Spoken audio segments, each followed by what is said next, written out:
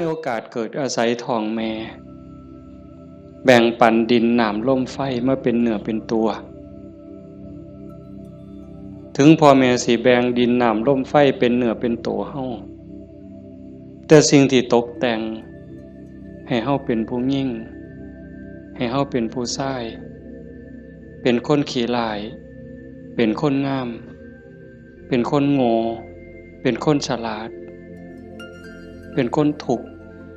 เป็นคนรวยอันนั้นขึ้นกับบุญเนี่ยขึ้นกับบุญกับบาปที่ได้เฮ็ดได้สร้างได้ทำไว้ตั้งแต่อดีตก่อน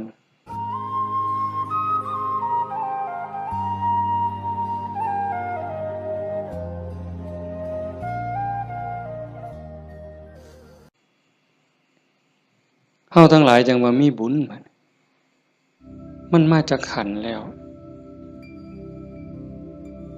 หนีจากนรกพ้นนรกพ้นเปรตพ้นอสุรกายพ้นสัตว์เดรัจฉาน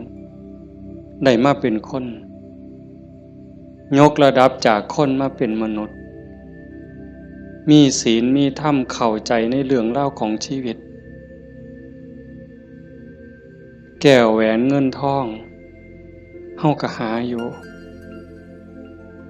ประกอบสัมมาอาชีพเลี้ยงปากเลี้ยงท้องเลี้ยงลูกเลี้ยงหลานอยู่2 มื้อ3 มื้อที่เฮามาอยู่ในสวนธรรมเนี่ยขันไปค้าไปขายเด้มันสิได้จักบาทผู้บางคนได้เป็นพันผู้บางคนได้เป็นหมื่น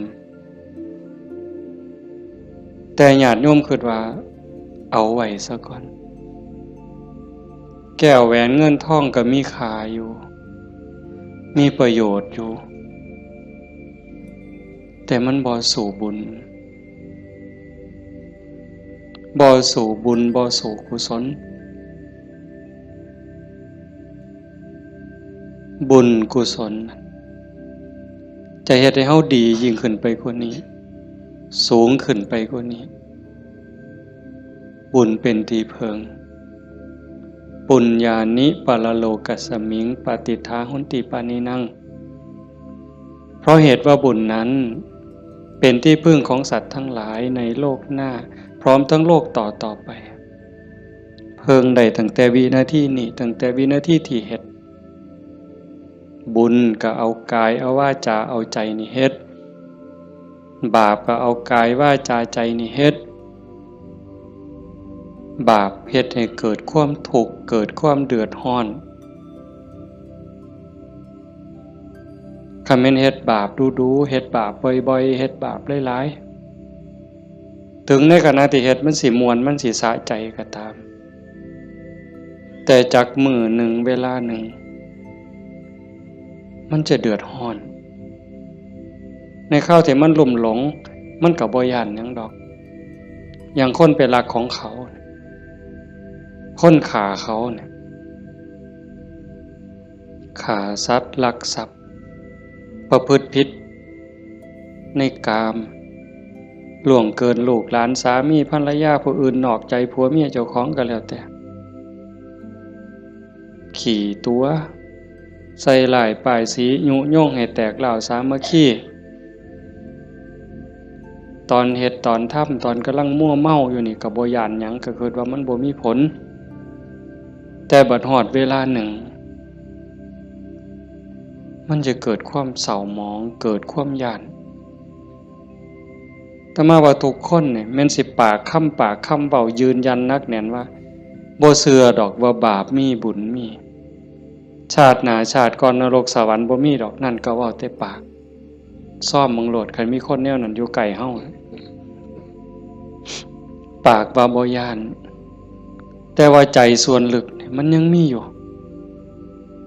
วันๆอยู่คือกันบัดยามเจ็บยามไข้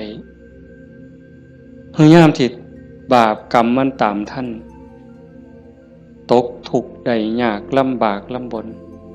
ตอนนั้นสิกระวนกระวายเป็นทุกข์ตั้งแต่ยังมีชีวิตอยู่แต่ขันคนที่เสื่อมั่นอยู่แล้วว่า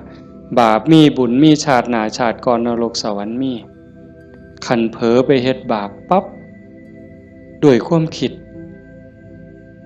ไม่ออกในเคยเป็นคิดบ่ดีบ่งามกับพ่อกับแม่กับครูบาอาจารย์พาสององค์เจ้าเพียงแค่ความคิดแป๊บนิดเดียวเศร้าหมองเดือดร้อนทันทีเห็นบ่ได้โดนเลยเด้อากาลิโกเลยเด้เกิดทุกข์เกิดเดือดร้อนทันทีบาปคือความทุกข์คือเครื่องเดือดร้อนในปัจจุบันส่งผลไปเรื่อยๆเรื่อยๆขันกำลังบาปมันแห้งมันยังส่งผลอยู่เจ็บไข้ไก่ล้มไก่ตายมันก็หลอกล้อนพาจิตตกไปสู่อบายหนักสุดลงสู่นรกเบาลงมาเป็นเปรตอสุรกายเบาอีกเป็นสัตว์เดรัจฉานใส่บาปใส่กรรมอยู่นั่นเบาบางแล้วเมื่อเวลากลับมาเกิดเป็นคนอีกเถื่อเศษบาปตามมาพิการหูหนวกตั้งแต่เกิดผู้บางคนตาบอดตั้งแต่เกิดผู้บางคนอวัยวะบ่สมส่วนผู้บางคนอวัยวะครบคือหมูตีนครบมือครบแข้งขาครบแต่ว่าขี้ร้ายโยมว่ามันถูกซ้ำใดเห็นหมูเขางามเจ้าของก็นั่งเศร้าซองก็โจกงามเลยจะเป็นอุกจะเป็นอังลังเถื่อก็หน้าตาดีดีแต่พิการมันมีแนวเหตุให้กลุ่มใจทุกข์ใจอยู่หั่นบ้านเมืองเขามีมือ10 นิ้วมือ10 นิ้วเจ้าของพันมี9เป็นตะยูว่าบัดนี้ไหว้พระยามใดก็จักสิเสียงจักสิเฮ็ดจังได๋ขาดก็บ่ดีคันเกินมา11 นิ้วแล้วบัดนี้สิ่งเหล่านี้เป็นผลของบาปที่ตามมาเล็กๆนะคันแม่นว่าอวัยวะก็คือหมู่อยู่หน้าตาก็พอไปวัดไปว่าก็บ่พอสิอายคนปานใดแต่ว่าทุกข์ล่ะเฮ็ดเวียกปานไฟไหม้มือไหม้ตีนคำบ่ได้ยืนขึ้นบ่ได้อยู่แต่บ่พออยู่พอกินจักเถื่อเอาคันหาอีกแนวนึงดีล่ะพ่ออยู่พ่อกินหน้าตาก็พ่อไปวัดไปว่าแต่ว่าได้ผัวขี่เหล้าเป็นจังไดคันสิป้ามันก็หักอยู่ได้เมียปล่อยเก่งบัดนี้เป็นจังไดเจ้า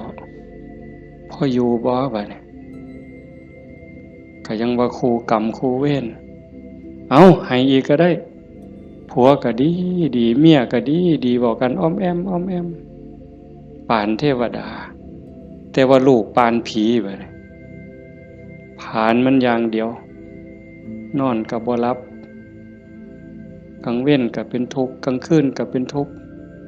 คิดอยากแต่น้ำลูกชายก็พอแห้งแล้วลูกสาวก็พอแห้งแล้วนั่นคือผลบาปแต่บุญล่ะ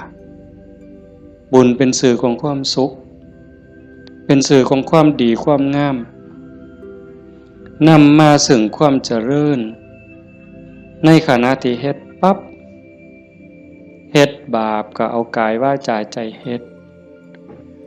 ดบุญก็เอากายเอาวาจาใจนี่เฮ็ดแต่ว่าบุญเฮ็ดแล้วมีความสุขบ่ต้องรอชาติหน้ายังไม่ออกมาในสวนธรรมกราบพระปั๊บบ่แม่นกราบตามธรรมเนียมเนี่ยกราบด้วยความเข้าใจว่าเฮากราบพระรัตนตรัยพระพุทธเจ้าพระธรรมพระสงฆ์พระพุทธะนี่อยู่ในใจ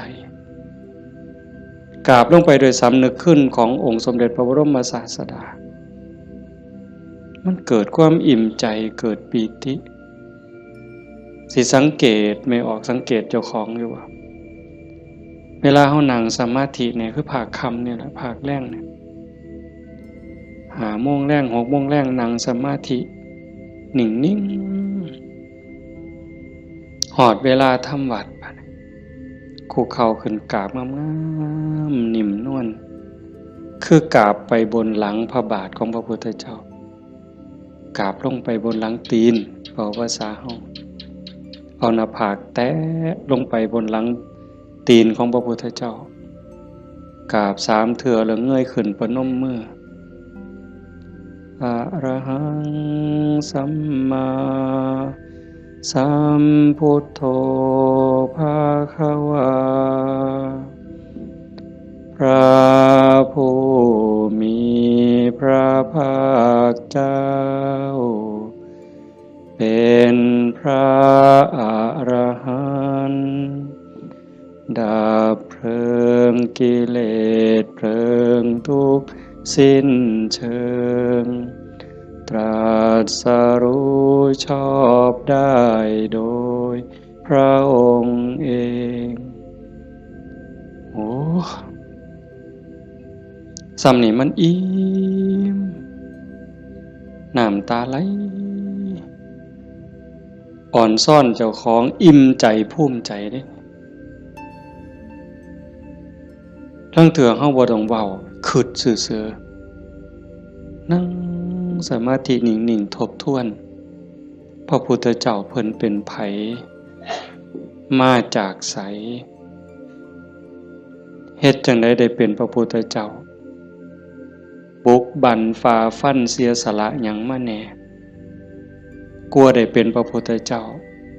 พอได้เป็นพระพุทธเจ้าแล้วขนขวายในการบอกการสอนการแนะการน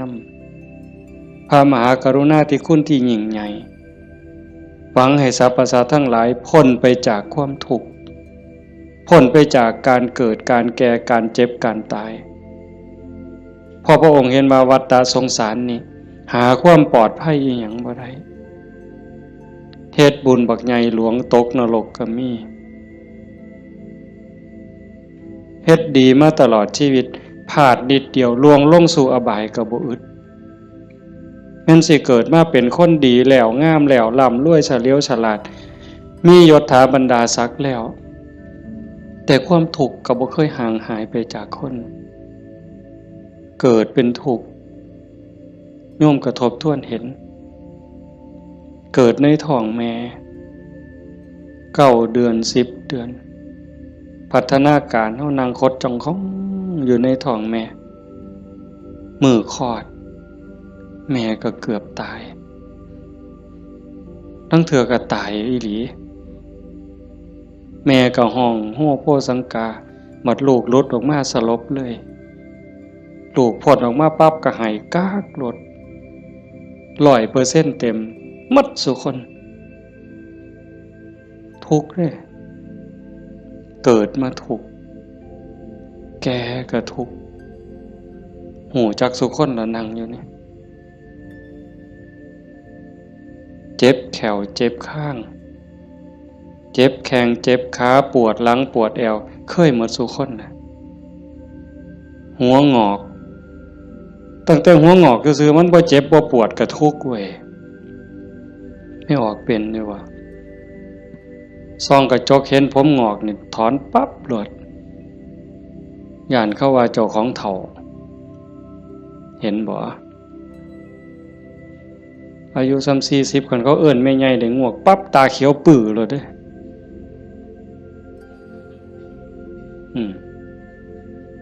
แต่คันอายุ60เขาเอิ้นหน้าสาวอายุปานใดล่ะ60ว่าแต่แม่น45หนู กินฮอดข้าวบ่เลยเป็นบ้าเด้นี่ดีใจอ่ะเห็นบ่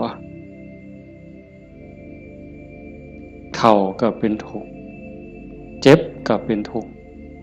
ตายล่ะคนตายตอนมันตายแล้วมันบ่ทุกข์ดอกร่างกายหั่นแต่ว่าความรู้สึกนึกคิดน่ะมันห่างย่านตอนบ่ทันตายเนี่ยมันย่านเป็นหยังจังย่านคันคำถามแนวนี้เป็นหยังจังย่านตายบ่มั่นใจในเจ้าของที่จริงกันเฮาเฮ็ดบุญเฮ็ดกุศลสร้างคุณงามความดีไว้เพียงพอมันสิย่านเฮ็ดหยัง อาตมาคือกันอาตมาย่า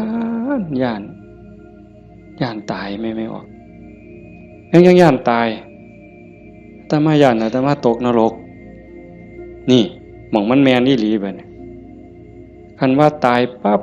อาตมาจะไปเกิดเป็นเทวดามีสวรรค์วิมานกว้างใหญ่มีบริวารล้อมหน้าล้อมหลังมีทิพย์หมดจังสิไปเกิดเป็นพรหมจังสิไปย่านเฮ็ดหยังบัดนี้ก็สามเฮาสิหนีจากบ่วข้วยนอนจักขี้ตมจักขี้งัวขี้ข้วยไปขึ้นปราสาทมีเครื่องหอมเครื่องท่ามีความหอมเต็มสะดวกสบายเฮาก็บ่ได้ย่านแต่นี่มันสิตกลงไปหลายกว่าเก่าเนี่ยมันก็เลยย่านแม่นคือบ่อาตมาบ่ฮู้ดอกโยมก็คิดเอาเองว่าโยมย่านคืออาตมาบ่ตายมันทุกข์บางเทื่อก่อนตายเนี่ย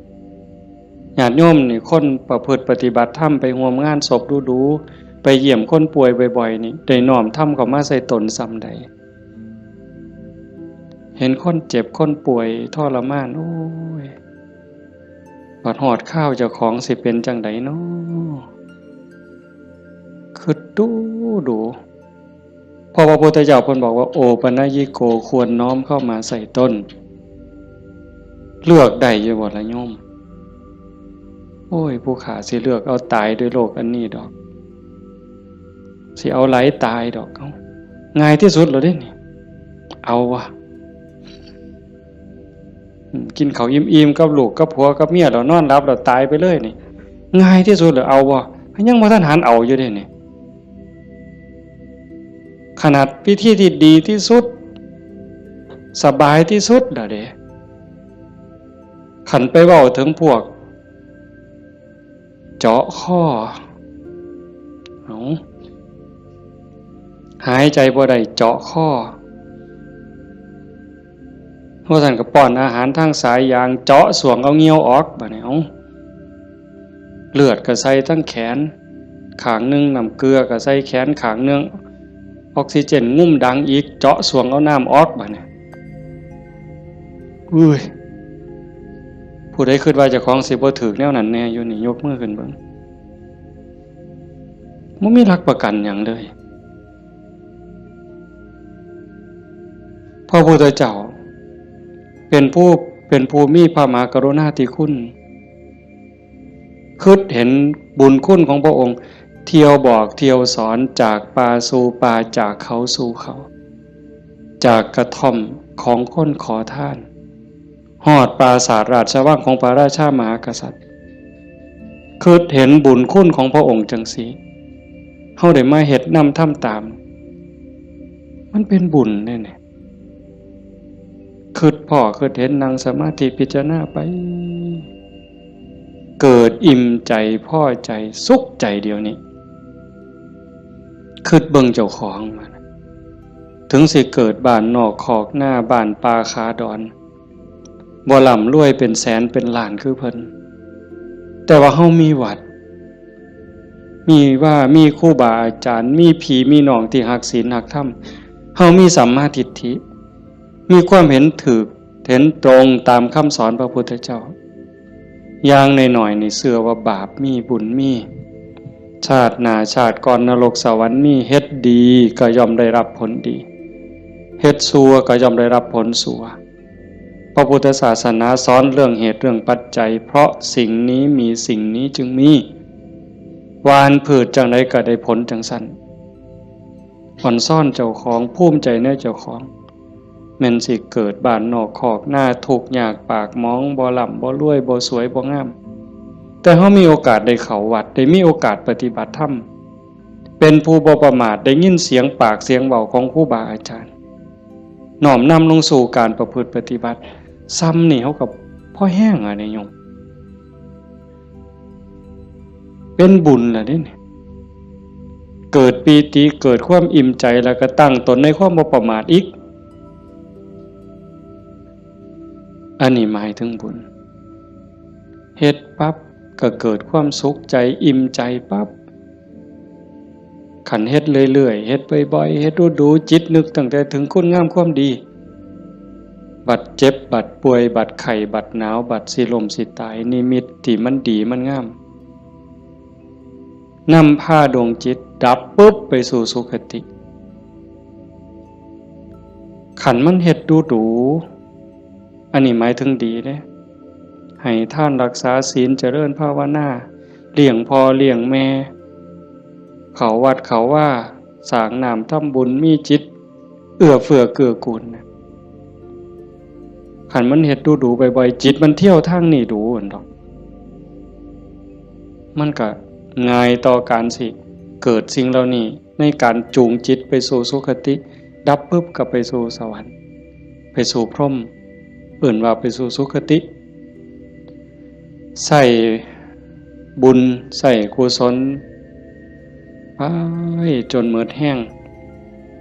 ของบุญของบาปของบุญของกุศลส่วนนั้นหมดเวลาขันบ่ท่านถึงความเป็นพระอริยเจ้ากลับมาเกิดเป็นคนอีกเถื่อบัดนี้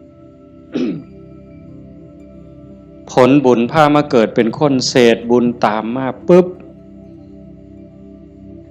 รูปร่างหน้าตาผิวพรรณสวยสดงดงามมีความอ่อนน้อมอ่อนโยนมาแต่ต้นเกิดในตระกูลสูงเชื่อผู้ดีให้ทานมาหลายๆด้วยจิตศรัทธารวยตั้งแต่เกิดแต่มาว่ามาหลายปีแล้วว่าขันคนให้ท่านด้วยความศรัทธาด้วยความเลื่อมใสเฮ็ดด้วยความจริงใจผลมันให้รวยบางเทื่อรวยตั้งแต่เกิดบ่ทันมื่นตาซ้ำปู่ย่าตายายเตรียมฝากธนาคารไว้ให้เปิดบัญชีไว้รับเป็นร้อยล้านพันล้านล่ะเห็นบ่ล่ะนั่นคืออานิสงส์ของศีลของทานของบุญของกุศลสวยรวยสวยผอมงามผอมรวยผอมฉลาดผอมโรคภัยไข้เจ็บหน่อยอายุยืนมีคนเคารพนับหน้าถือตาเว้าหยังคนก็เชื่อถอยฟังคำผู้ใดบ่อยากได้เนี่ยก็ 100% ทุกคนอยากได้แต่ว่าอยากซื่อๆมันบ่ได้แบบนั้นต้องเฮ็ดต้องสร้างเหตุปัจจัยแต่ว่าคนไทยในปัจจุบันเนี่ยอาตมาว่าก็กำลังหลงทางไปไกลคือกันมองจังหนึ่งก็คือศาสนาพุทธเจริญเบิ่งอีกแนวหนึ่งก็คือเสื่อมเต็มทีในเวลาเนี่ยนี่คือชุมนุมชนของเฮาเนี่ยกลุ่มเฮาเนี่ยคือเจริญอยู่แต่ว่าอีกกลุ่มหนึ่งมันอาศัยพุทธศาสนาติดยี่ห้อพุทธศาสนาแต่ว่าเนื้อในแกะกล่องเปิดขวดกินเข้าไปมันบ่แม่นบ่อยากเว้าหลายปานใดดอกเรื่องหมู่นี้แต่มันต้องเถือกับเป็นตะเว้าอ่อนวอนบวงสรวงพิธีกรรมเนี่ยมันออกนอกทางหมดนิยมคันมันสิง่ายปานนี้พระพุทธเจ้าสิมานั่งเฮ็ดหยังสิสอนเฮาให้ฝึกให้ฝนให้เพียรเฮ็ดหยังครูบาอาจารย์หลวงปู่หมั่นหลวงปู่ชาเอาชีวิตเกือบบ่รอดก็สั่นก็ครึ่งฝ่ายแล้วก็มาผูกหัวเจ้าของก็สวดซะทีล่ะอิติปิโส1,800,000ก็ได้ตัวให้มันหอเวินกิเลสคูโคบเอาโลดติล่ะมันแม่นบ่ล่ะกระแสนี่กำลังแห้งแม่ออกกระแสนี่กำลังหลายนั่งเถื่อกับเงินนี่เป็นตัวตั้งบ่ได้ตั้งใจดอกแต่ขี่รถมาได้ยินไหมเปิดวิทยุฟังแถวนี่ล่ะวิทยุแถวนี่ล่ะหมดน้ำกันนี่ล่ะเนาะพอมันได้เงินหลายบางมื้อวันที่2บ่อาตมาไปเทศงานนึงเทศจบคนกำลังลังมาอันนี้มื้อสาวมื้อรุ่นก็เลยถามประธานงานเขาก็บ่ฮู้ดอกว่าท่านเข้าใจว่ามันเป็นแนวใดนะถามว่าเป็นจังได๋งานเรียบร้อยดีอยู่บ่เรียบร้อยอยู่ค่าน้อยเพิ่นว่าอุ้ยได้เงิน 800,000 กว่าเพิ่นว่าสาธุว่ะงานคืนเดียวง่ายๆแจกไม่หีบกันหมดคืนเนี่ย อยากเคาะหมดไว้ก็ออกแบ่งใหญ่ๆ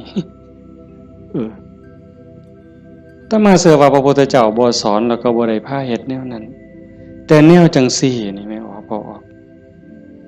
นอกจากเป็นบุญเป็นกุศลเด้เฮามาเฮ็ดในมื้อนี้เวลานี้เด้นอกจากมาสร้างบุญแล้วมาหาที่เพิงสำหรับดวงจิตดวงวิญญาณเจ้าของแล้วชีวิตมันมีกายกับใจอย่างว่าร่างกายประกอบด้วยดินน้ำลมไฟเหมือนเวลามันก็แตกสลายดินขึ้นดินน้ำขึ้นน้ำลมขึ้นลมไฟขึ้นไฟแต่กระแสจิตกระแสใจกระแสวิญญาณเดินทางต่อหอบบุญหอบบาปไปขันดวงจิตดวงใจดวงใดได้รับการพัฒนานอกจากบุญแล้วพัฒนาคือมันเฮ็ดให้เกิดให้มียกระดับเจ้าของสูงขึ้นจากอำนาจการบีบคั้นกดขี่ข่มเหงของกิเลสคือความโลภความโกรธความหลงจิตดวงนั้นเบายิ่งเบายิ่งละเอียดยิ่งสูงใกล้พระพุทธเจ้าไปเรื่อยๆเรื่อยๆเรื่อยๆขันใจต่ำก็หมายความว่ากิเลสถมมันหลายใจสูงกิเลสติดหน่อยขันสูงที่สุดกิเลสเกาะบ่ได้ก็เป็นอิสระจากกิเลสไปเข้ามาเดินจงกรมมานั่งสมาธิสวดมนต์ฟังเทศน์ฟังธรรมก็เพื่อสิซักฟอกจิตใจเจ้าของการฟังธรรมนี่ก็เป็นตนหนึ่งเฮ็ดให้เฮาได้เกิดปีติเกิดความสุขเกิดสมาธิตั้งแต่เกิดความเข้าใจได้ส่องได้ทางยกจิตเจ้าของให้มันสูงยิ่งขึ้นได้เฮาก็เฮ็ดหลายๆอย่างทั้งการฟังทั้งการประพฤติปฏิบัติทั้งการสวดมนต์เฮาทำวัดแปลมันยิ่งเห็นยิ่งเข้าใจอย่าเอาเพียงแค่มวลเอาเพียงแค่ความไพเราะอย่างเดียวเฮาสวดซ่าๆเฮามีโอกาสพินิจพิจารณาถึงความหมายที่เฮากล่าวออกไปแต่ละคำน้อมนึกเห็นพระพุทธเจ้านึกถึงครูบาอาจารย์พระอริยสงฆ์คือจังเพิ่นบอกเพิ่นสอนอ่านไปนำสวดไปนำพิจารณาหาเหตุหาผลหาความหมายนำมันจะได้เข้าใจยิ่งขึ้นคันเฮาคิดจังสี่คือโยมพอออกผู้เป็นเจ้าภาพเป็นตะเงิดคนอีหลีเด้อาตมาเห็นอาจจะเห็นมาหลายแต่จื้อได้นี่เป็นรายที่สองผู้หนึ่งโยมเพื่อสังขะจังหวัดสุรินทร์เฮ็ดแรกๆเนี่ยเฮ็ดเป็นรีสอร์ทเฮ็ดสวนนี่เป็นรีสอร์ทมีบ้านพักเอาไปเอามาไปปฏิบัติธรรมดูเขาก็คือสิบ่ต่างกับเจ้าภาพเฮาใจตกลงไปในกระแสธรรมหักศีลหักธรรมมั่นใจแล้วว่าอันใดสิเป็นที่เพิงของชีวิตอันใดสิเป็นสมบัติควรสิถือออกจากโลกนี้ก็ค่อยๆเปลี่ยนบัดนี้จากรีสอร์ทจากบ้านพักนัดพี่นัดน้องไปร่วมปฏิบัติจากกลุ่มก่อนเล็กๆจัดประกาศงานบักใหญ่มีงานปฏิบัติธรรมมาหลายปีตั้งสถานีวิทยุคือกันเลย2 ปีที่ผ่านมาหลังเนี่ยจัดงานปริวาสโยมได้ไหนไม่ออกได้ไหนเอาสวนเจ้าของจัดเป็นงานปฏิบัติธรรมนิมนต์พระมาเขาอยู่ปริวาสกรรมญาติโยมไม่ออกชาวบ้านกับมาร่วมปฏิบัตินำกับพ่อๆกันนี่แหละครับเฮาแต่เพิ่นก็มีพระเสริมเข้ามานี่คือมั่นใจแล้วว่าสิ่งที่สิถือออกจากโลกนี้นอกจากบุญกุศลคุณงามความดียังมีโอกาสได้คัดเกลาจิตใจยกระดับจิตวิญญาณเจ้าของให้สูงขึ้นให้มันสูงขึ้นจากอำนาจของความโลภความโกรธความหลง ความอิจฉาริษยาอาฆาตพยาบาทจองเว้นหน่อยเนื้อต่ำใจบุญยังบ่ท่านปลอดภัยปานใดเลยดีอยู่แต่บ่ท่านปลอดภัยเพราะว่าคำสอนของศาสนาญาติโยมก็ได้ยินอยู่แล้วหลายๆมื้อเขาก็ทำวัดอยู่ประจำละชั่วประพฤติดีเห็นบ่ละชั่วประพฤติดีทำจิตให้บริสุทธิ์ตัวจิตบริสุทธิ์นี่จึงเป็นพุทธศาสนาละชั่วมาเฮ็ดดีนี่มันยังบ่ทันฮอดพุทธศาสนาแต่มันเป็นหลักษากลของโลกของจักรวาลผู้ใดเขาก็สอนกันแบบนี้เนี่ยโยมก็ลองพิจารณาว่าชีวิตเฮาที่เหลืออยู่เนี่ยเฮาสิเฮ็ดจังได๋จังสิใกล้พระพุทธเจ้าใกล้หลักธรรมเข้าไปที่สุดจากชั่วมาถึงดีจากดีไปถึงว่างจากชั่วมาถึงดีจากดีไปถึงว่างตัวทางสายกลางเนี่ยเฮาเดินจงกรมเฮานั่งสมาธิแน่ๆแล้วว่าเฮานั่งเอาบุญแต่ว่าเหนือกว่านั้นเด้การพัฒนาการยกระดับจิตโยมก็ต้องเบิ่งนำเพราะว่าธรรมะคำสั่งสอนของพระพุทธเจ้ามันปฏิบัติได้บ่จำกัดการสวากขาโตภควตาธัมโม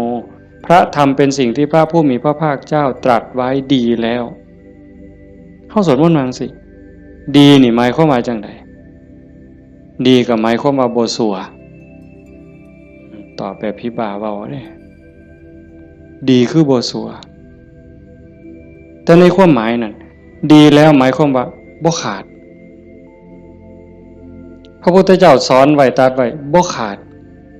แล้วก็บ่เกินพอดีสำหรับการดับทุกข์สำหรับการสร้างบุญสร้างกุศลสร้างประโยชน์กับส่วนรวมแล้วพอดีสำหรับการดับทุกข์บ่ต้องเติมเข้าไปอีกแล้วก็บ่ต้องเอาออกคำสอนเนี่ยบ่ต้องเอามาเติมคันพวกมาเติมกลายเป็นสัตว์ทำปฏิรูปเป็นของปลอมไปมองศาสนาสิฟั่นเฟื่อนมองเฮาสิหลงทางเสียเวลาของชีวิตเฮ็ดไปก็เสียเงินเปล่าเสียเวลาเปล่านั่นคือมันเป็นสัตว์ทำปฏิรูปเป็นของเกินเป็นของไร้สาระแต่ว่าเติมเข้ามายัดใส่พระโอษฐ์ของพระองค์ว่าอันนี้พระพุทธเจ้าตรัสนี่คือเหตุการณ์หลายๆอย่างอยู่ในเวลานี่ในสังคมชาวพุทธเฮาบ่ขาดแล้วก็บ่เกินสวากขาโตภควตาธัมโมพระธรรมเป็นสิ่งที่พระผู้มีพระภาคเจ้าตรัสไว้ง่ายแล้วนอกจากดีแล้วก็ง่ายนำเพียงจังว่าง่ายเป็นเหมือนกับเปิดของที่ปิดของที่ถูกปิดอันไหนเป็นคนปิดความบ่ฮู้อวิชชาความบ่ฮู้โมหะความหลงความมืดมันครอบงำจิตใจของเราสัตว์มาชั่วอนันตกาลจนเจ้าชายสิทธัตถะเสด็จออกบวชบำเพ็ญเพียรบารมีได้ตรัสรู้ใต้ต้นพระศรีมหาโพธิ์ก่อนพุทธศักราช45ปีนั้นจึงเปิดขึ้นมาได้นักบวชก่อนพระองค์เนี่ยเฮาสินับหลายปานใดเป็นหมื่นองค์หมื่นศาสดาหมื่นครูอาจารย์ที่แสวงหาแต่ว่าบ่มีผู้ใดพอเปิดบ่ออกบุญบารมีบ่ถึงแต่เจ้าชายสิทธัตถะบำเพ็ญบารมี20อสงไขยกำไรแสนมหากัป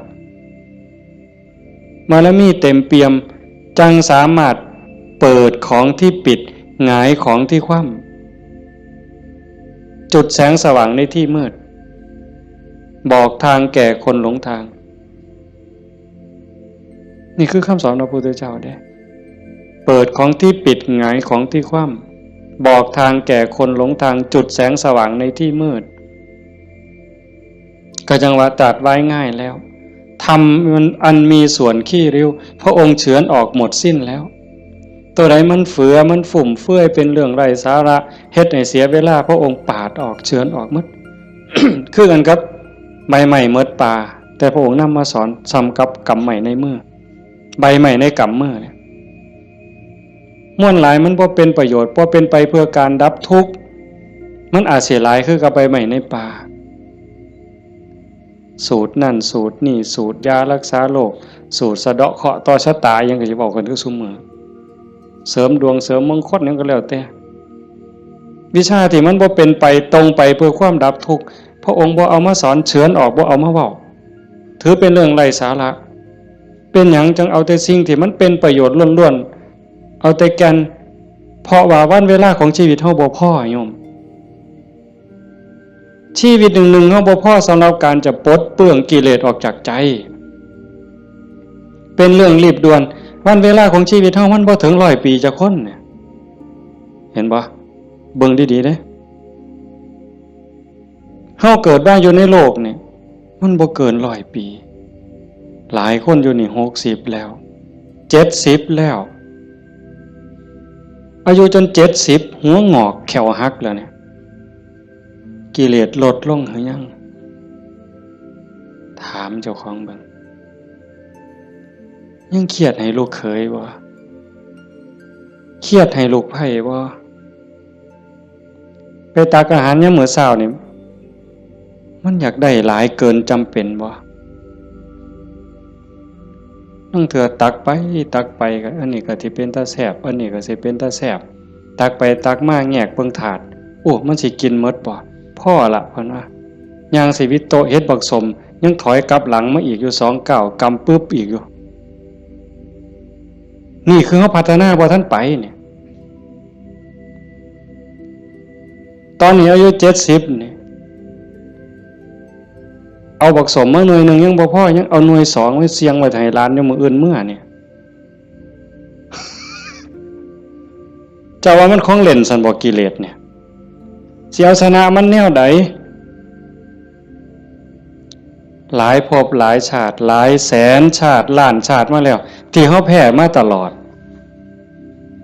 แต่ว่าก็ใครแน่ชาตินี้ได้มาเป็นคนสู่ตอนในสนามนี่เวทีนี่ก็แม่นนักมวยนี่คือเวทีแก้มือแม่ว่านัดล้างตาก็แม่นการแก้มือกันเป็นกีฬาหยังก็ตามนี่เป็นไฟหนึ่งเป็นเกมหนึ่งที่เฮาสิเอาชนะมันแต่ตอนนี้จากยกแรกมาจนฮอดยก5นี่เฮาถึกมาสะบักสะบอมเนี่ยนับ8ก็หลายรอบแล้วอีกบ่ถึงนาทีแล้วเด้มันสิหมดยก5นี่สิหวังน็อกอยู่บ่เจ้าสิถึกศอกกลับเขามิดอ้อยซอยอีกยกนึงบ่จักนี่ต้องเบิ่งให้เห็นเด้จังว่าพระพุทธเจ้าเพิ่นเฉือนออกหมดสิ้นแล้วเอาแต่เรื่องทุกข์เรื่องดับทุกข์จ่อเข้ามาคันเอาว่าท่านเข้าใจซ้ำนั้นอ่านความรู้สึกเจ้าของบัด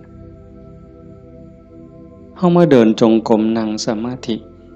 ซ้ายย่างเนาะขวาย่างเนาะสิย่างพุทโธก็แล้วแต่ย่างเฮ็ดหยังอาตมาอาจสิเว้าบ่ถูกเด้ญาติโยมอาจจะเข้าใจกว่าอาตมาก็เว้าไปตามบ่าซั่นเนาะย่างเพื่อฝึกสติเพื่อเพิ่มความถี่ของสติสัมปชัญญะสติคือความระลึกได้สัมปชัญญะคือความรู้ตัวฝึกบ่ให้เฮาเผลอนี่เอาวันนี้เรื่องบุญน่ะมันของตายอยู่แล้วไม่ออกบ่ออกเรื่องบุญน่ะของตายเพียงแค่เฮาตั้งอกตั้งใจมีศรัทธามาเฮ็ดในบุญของตายมันได้อยู่แล้วจากชั่วมาถึงดีจากดีมาถึงว่างจากบาปมาถึงบุญจากบุญไปถึงว่างเนี่ยบุญของตายเฮาเพียงแค่มีศรัทธามานี่มันมหาศาลแล้วบุญเป็นต้นหนุนแต่เฮาสิเอาดีกว่านั้นบ่คันเจ้าดีกว่านั้นทุกอย่างก้าวที่เฮาย่างซ้ายหูว่าซ้ายขวาหูว่าขวาคันสิเอาขวาพุทธซ้ายโทก็ให้ฮู้อย่าให้จิตออกนอกปกติคนเฮานี่จิตมันสิส่งออกนอกย้อนไปอดีตบ้าง มื้อวานมื้อก่อนปีกาย10 ปีก่อนยังเอามาคิดดีบ่ดีก็ให้คือเห็นแนวเป็นตะทุกข์หลายเศร้าหลายนอนให้คือเห็นตั้งแต่10 ปีก่อนพุ่นอันนี้ก็บ่แม่นคิดไปคิดมาเห็นตั้งแต่อดีตได้ตามใจเฮ็ดอันนั้นก็แม่นหมดแน่นหมดถูกใจเจ้าของหมดนอนหัวยุ่มอยู่อันนี้ก็บ้าบ่แม่นคันบ่อยู่กับอดีตบ่นี่พูดอนาคตมื้ออื่นมื้อนี้ผู้เขาหดบ่นอพูนย่านผู้เหี่ยวมึงดิล่ะอีหล่าหลานน้อยมันสิคิดฮอดแม่ใหญ่มันบ่นอ ไปดอกเด้อันนั้นอันนี้มันสิได้เป็นจังซี่บ่เกิดความวิตกกังวลไปข้างหน้าอันนี้ก็บ่แม่นการประพฤติปฏิบัติพระพุทธเจ้าเพิ่นบอกให้อยู่ในปัจจุบันอดีตก็ละไปแล้วอนาคตก็ยังไม่มาให้อยู่กับปัจจุบันที่เฮาพุทโธนี่คือเห็นปัจจุบันหายใจเข้าพุทนี่เห็นปัจจุบันโธออกนี่เห็นปัจจุบันในเมื่อมีสติอยู่กับปัจจุบันอันนี้เป็นเครื่องฝึกเป็นเครื่องมือในการฝึกจิตที่มันเคยวอกแวกไปอดีตแน่อนาคตแน่บ่นิ่งแน่เพราะเฮาจับไว้กับอารมณ์พระกรรมฐานผู้บางคนก็ท้องพองท้องยุบหนอพองหนอพุทโธคือลมหายใจซื่อๆเอามันมาจับไว้นี่จิตมันก็ค่อยนิ่งเข้าคันเฮาบ่ลดละความเพียรคันจะว่าถึงสติเป็นคือกับหัวสติเตสังนิวารนังสติเป็นเครื่องกั้นหยังกั้นกิเลสคือความเศร้าหมองคือความมืดความเศร้าหมองแห่งจิตแห่งใจบ่ให้มันมาท่วมทับจิตก็คือฝึกจังซี่คันสมมุติว่าสติเป็นเครื่องหัวเป็นหลักหัวมื้อนึงคือฮอดพุทโธเทื่อนึงขาดบ่เนี่ยเมิดมื้อคือฮอดพุทโธได้เทื่อนึง2เทื่อ10เทื่อ100เทื่อก็ยังว่าห่างคันมันเป็นหลักหัวนี่ลมฮอดสร้างคันสมมุติว่าเฮ็ดไร่เฮ็ดนานี่บ่ว่าแต่งัวเขาสิมากินดอกข้วยสิมากินดอกลมฮอดสร้างหัวมันห่างแม่นมั้ยมื้อนี้เฮาฝึกดูๆมาเพียรปฏิบัตินี่ฝังหลักทีเขาแต่ก่อนมันห่างเป็น 2-3 เมตรสร้างเขาได้มื้อนี้ปักเขาไปกลางกึบเหลืออยู่เมตรครึ่งสร้างเขาบ่ล้มเนี่ยแต่ว่าข้วยเขาได้เด้ฝึกเขาไปอีกเพียรไปอีกพยายามเขาไปอีกฟักกึบเขาไปอีกจากเมตรครึ่งเหลือ75เส้นจบข้วยเขาบ่ได้งัวเขาบ่ได้แต่ว่าหมูอาจสิเขาได้เด้ดุดมุนเลยเสียบเข้ากลางกึบเหลือ30กว่าเส้นหมูเขาบ่ได้แต่หมาเขาได้มันเพี้ยนเข้าไปอีกซับเข้ากลางจาก30กว่าเหลืออยู่20 15ขึ้นไปหา20เสียบเข้าไปอีกเหลืออยู่10กว่าเส้นบัดแล้วไก่ก็เขาบ่ได้เสียบเข้าไปอีกไก่เขาบ่ได้กบอาจสิเขาได้ที่เขาอีกกบเขาบ่ได้เขียดโม่เขาได้ที่เขาอีกเขียดโม่เขาบ่ได้เขาได้แต่เขียดแค่หน้าสติเฮาคือกันสติสัมปชัญญะฝึกบ่อยๆฝึกดูๆเห็นดูๆฮู้ดูๆมันก็จะเป็นความชำนิชำนาญความระลึกรู้ระลึกเห็นบ่อยๆเกิดขึ้นอยู่ในปัจจุบันบ่อยๆบ่ได้แวบไปสู่อดีตบ่ได้แวบไปสู่อนาคตเกิดความตั้งมั่นเกิดความมั่นคงสติสัมปชัญญะสมาธิความตั้งมั่นได้บัด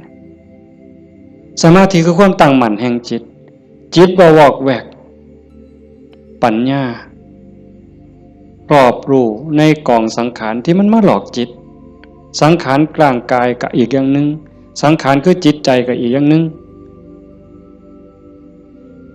กายนั่งนิ่งแต่ว่าจิตมันคิดไปทั่วทิพย์ทั่วแดนในเมื่อหูจักเรื่อยๆหูจักบ่อยๆพยายามผูกมันไว้ผูกไว้คอยตะล่อมจิตมันคือลิงเพิ่นยังว่าผูกไว้คือผูกลิงใส่หลักสติเป็นเหมือนกับเชือกองค์ภาวนาเป็นคือกับหลัก มันสิดื้อปานใดลิงมันดื้อไปโลดมันไปบ่ได้จักหน่อยมันก็ล้ามันก็ซ่าลงจักหน่อยก็นั่งจิตเฮาคือกันเฮาบ่เครียดดอกมันไปก็ปล่อยมันไประลึกได้ปั๊บก็กลับมาใหม่ระลึกได้ปั๊บกลับมาใหม่ดูเขามันก็มีทางมันก็เป็นความชินของมันอยู่จักหน่อยก็นิ่งได้พอแต่มันนิ่งมันอิ่มแน่ไม่ออกก็สิเคยเห็นหลายคนนั่นล่ะเก่งกว่าแต่มาล่ะนั่งอยู่นี่ซ่อมเบิ่งเนี่ยเกิดความอิ่มใจสุขใจคันเฮ็ดดูบ่อยๆอย่างเฮาเบิ่งท้องพองท้องยุบเห็นคักๆขณะที่ท้องพองขึ้นปุ๊บทอเส้นผมปุ๊บขึ้นมาก็เห็นยุบลงปุ๊บทอเส้นผมนี่ก็เห็นหายใจเข้าหายใจออกคือกันในนี่มันก็มีการเกิดดับเห็นอยู่ในเมื่อนี้ทั้งสัตว์ปั๊บเกิดปีติเกิดความสุขเกิดอิ่มใจอันนี้เล็กๆดอกของเล่นน้อยๆขนาดบางเถื่อเฮาเฮ็ดดูบ่อยๆจนได้หูจักมันแน่แล้วบัดเกิดมื้อนึงเวลานึงเฮามีเรื่องต้องคิดต้องอ่านมันหนหูหนหวยกัดกลุ่มกระวนกระวายคิดพอปั๊บคิดฮอดกรรมฐานหายใจเข้าดึงลมหายใจเข้าหายใจยาวๆวืบหายใจออกวืบเย็นว่าขนลุกวืบโล่งอันนี้ก็มีก็เป็นบอนพักอีกอันนึงคันเฮ็ดจังซี่ดูบ่อยๆเฮาสิเล่นจังไดกับมันก็ได้ไม่ออกเคยเบิ่งความคิดเจ้าของบ่นั่งเบิ่งซื่อๆเนี่ยหลังจากเบิ่งลมหายใจเข้าหายใจออกพอสมควรบัดเวลานึงเฮาอยากเล่นกับความคิดตั้งสตินั่งจังซี่ปั๊บก็หลับตาเบิ่งรูปเจ้าของนั่งหลังจากนั้นก็ย้อนเข้ามาทางในเบิ่งจิตที่มันนิ่งอยู่ธรรมชาติจิตมันนิ่งมันว่างมันสว่างเป็นประภัสสรแต่กิเลส ความโลภความโกรธความหลงนั้นมันเป็นแขกมาเยี่ยมมาเยือนชั่วคู่ชั่วข้าวเยี่ยมแล้วก็ไปเยี่ยมแล้วก็ไปแต่ว่าเฮาขาดสติบ่นี่มันเยี่ยมตลอดเวลามาทางตาแน่ทางหูแน่ทางจมูกแน่ทางลิ้นแน่ทางกายแน่รับหูรับตาไว้ก็มาทางใจคิดอยู่ตลอดนี่คือแขกในเมื่อแขกมาเยี่ยมดูจิตใจอ่อนล้าเจ้าของบ้านบ่ได้พักข้าแต่ต้อนรับแขก ไม่ว่าเคยเป็นบ่ล่ะสมมุติว่าเป็นเฮาเนี่ยนะเดี๋ยวกับผู้นั้นมาผู้นี้มาต้อนรับอยู่หมดมื้อหมดเว้นหาข้าวหาน้ำให้อยู่ให้กินคอยเว้าคอยจาทักทายปราศัยเมื่อยเนี่ยคนบ่ได้พักก็เมื่อยก็ล้าใจบ่ได้พักก็คือกันเดี๋ยวก็โลภเดี๋ยวก็โกรธเดี๋ยวก็หลงเดี๋ยวก็ฮักเดี๋ยวก็ซังเดี๋ยวก็ย้านอยู่หั่นแต่คันเราได้เฮ็ดสมาธิได้ภาวนาจิตมันได้พักเป็นพักเกิดความหนักแน่นมั่นคงเด้เวลาที่จิตเฮามีสมาธิเกิดความหนักแน่นมันบ่เป็นสมาธิแบบที่เฮาเว้าถึงกันจนว่านิ่งสว่างดับไปเป็นชั่วโมง2ชั่วโมงเป็นมื้อเป็นเว้นก็สร้างเพียงแค่เฮาเห็นลมเข้าลมออกเนี่ยคือเห็นพุทโธติดต่อกันจัก5นาที10นาทีมันมีแห้งแท้เด้ไม่ออกหลายคนเป็นอยู่มั้งเห็นพุทโธลมเข้าก็พูดลมออกก็โธต่อกันจัก5นาที10นาทีนี่มันเกิดความมั่นคงในใจคันแม่นกกเสานี่ก็ซ้ำเสาปูนแล้วอยู่บ่ติงเด้จิตใจบ่หวั่นไหวนักแน่นมั่นคงโยกบ่ได้เห็นบ่เจ้าขันไปกว่านั้นบัดน่ะอ่านเบิ่งความคิดปั๊บหูปั๊บคิดปั๊บหูปั๊บคิดปั๊บหูปั๊บเฮานั่งจังซี่คือกันไม่ออกคันสมมุติว่าเฮาพุทโธแล้วมันมักคิดเอาแนวใหม่มึงคิดกูสิเบิ่งบัดนี้บ่พุทโธแล้วเศร้าพุทโธ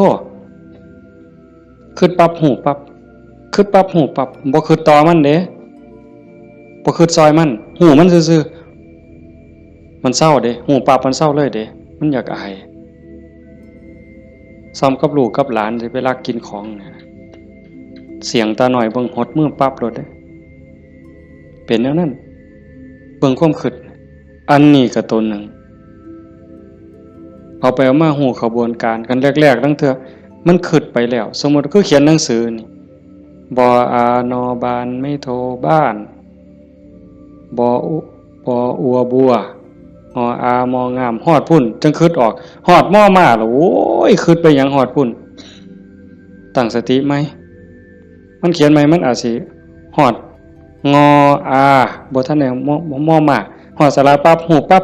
ขันหูรู้มันสิสั่นเข่าได้บัดแต่ขันแรกๆปั๊บมันฮอดงออามองามบ้านบัวงามมันเฮาตั้งสติดีๆเอาก่อนมันมาฮอดม่อมาเนี่ยมันว่าหยังก่อน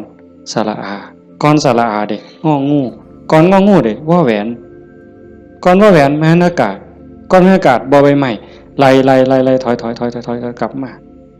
ลุ้นไปอีกสั่นเข่า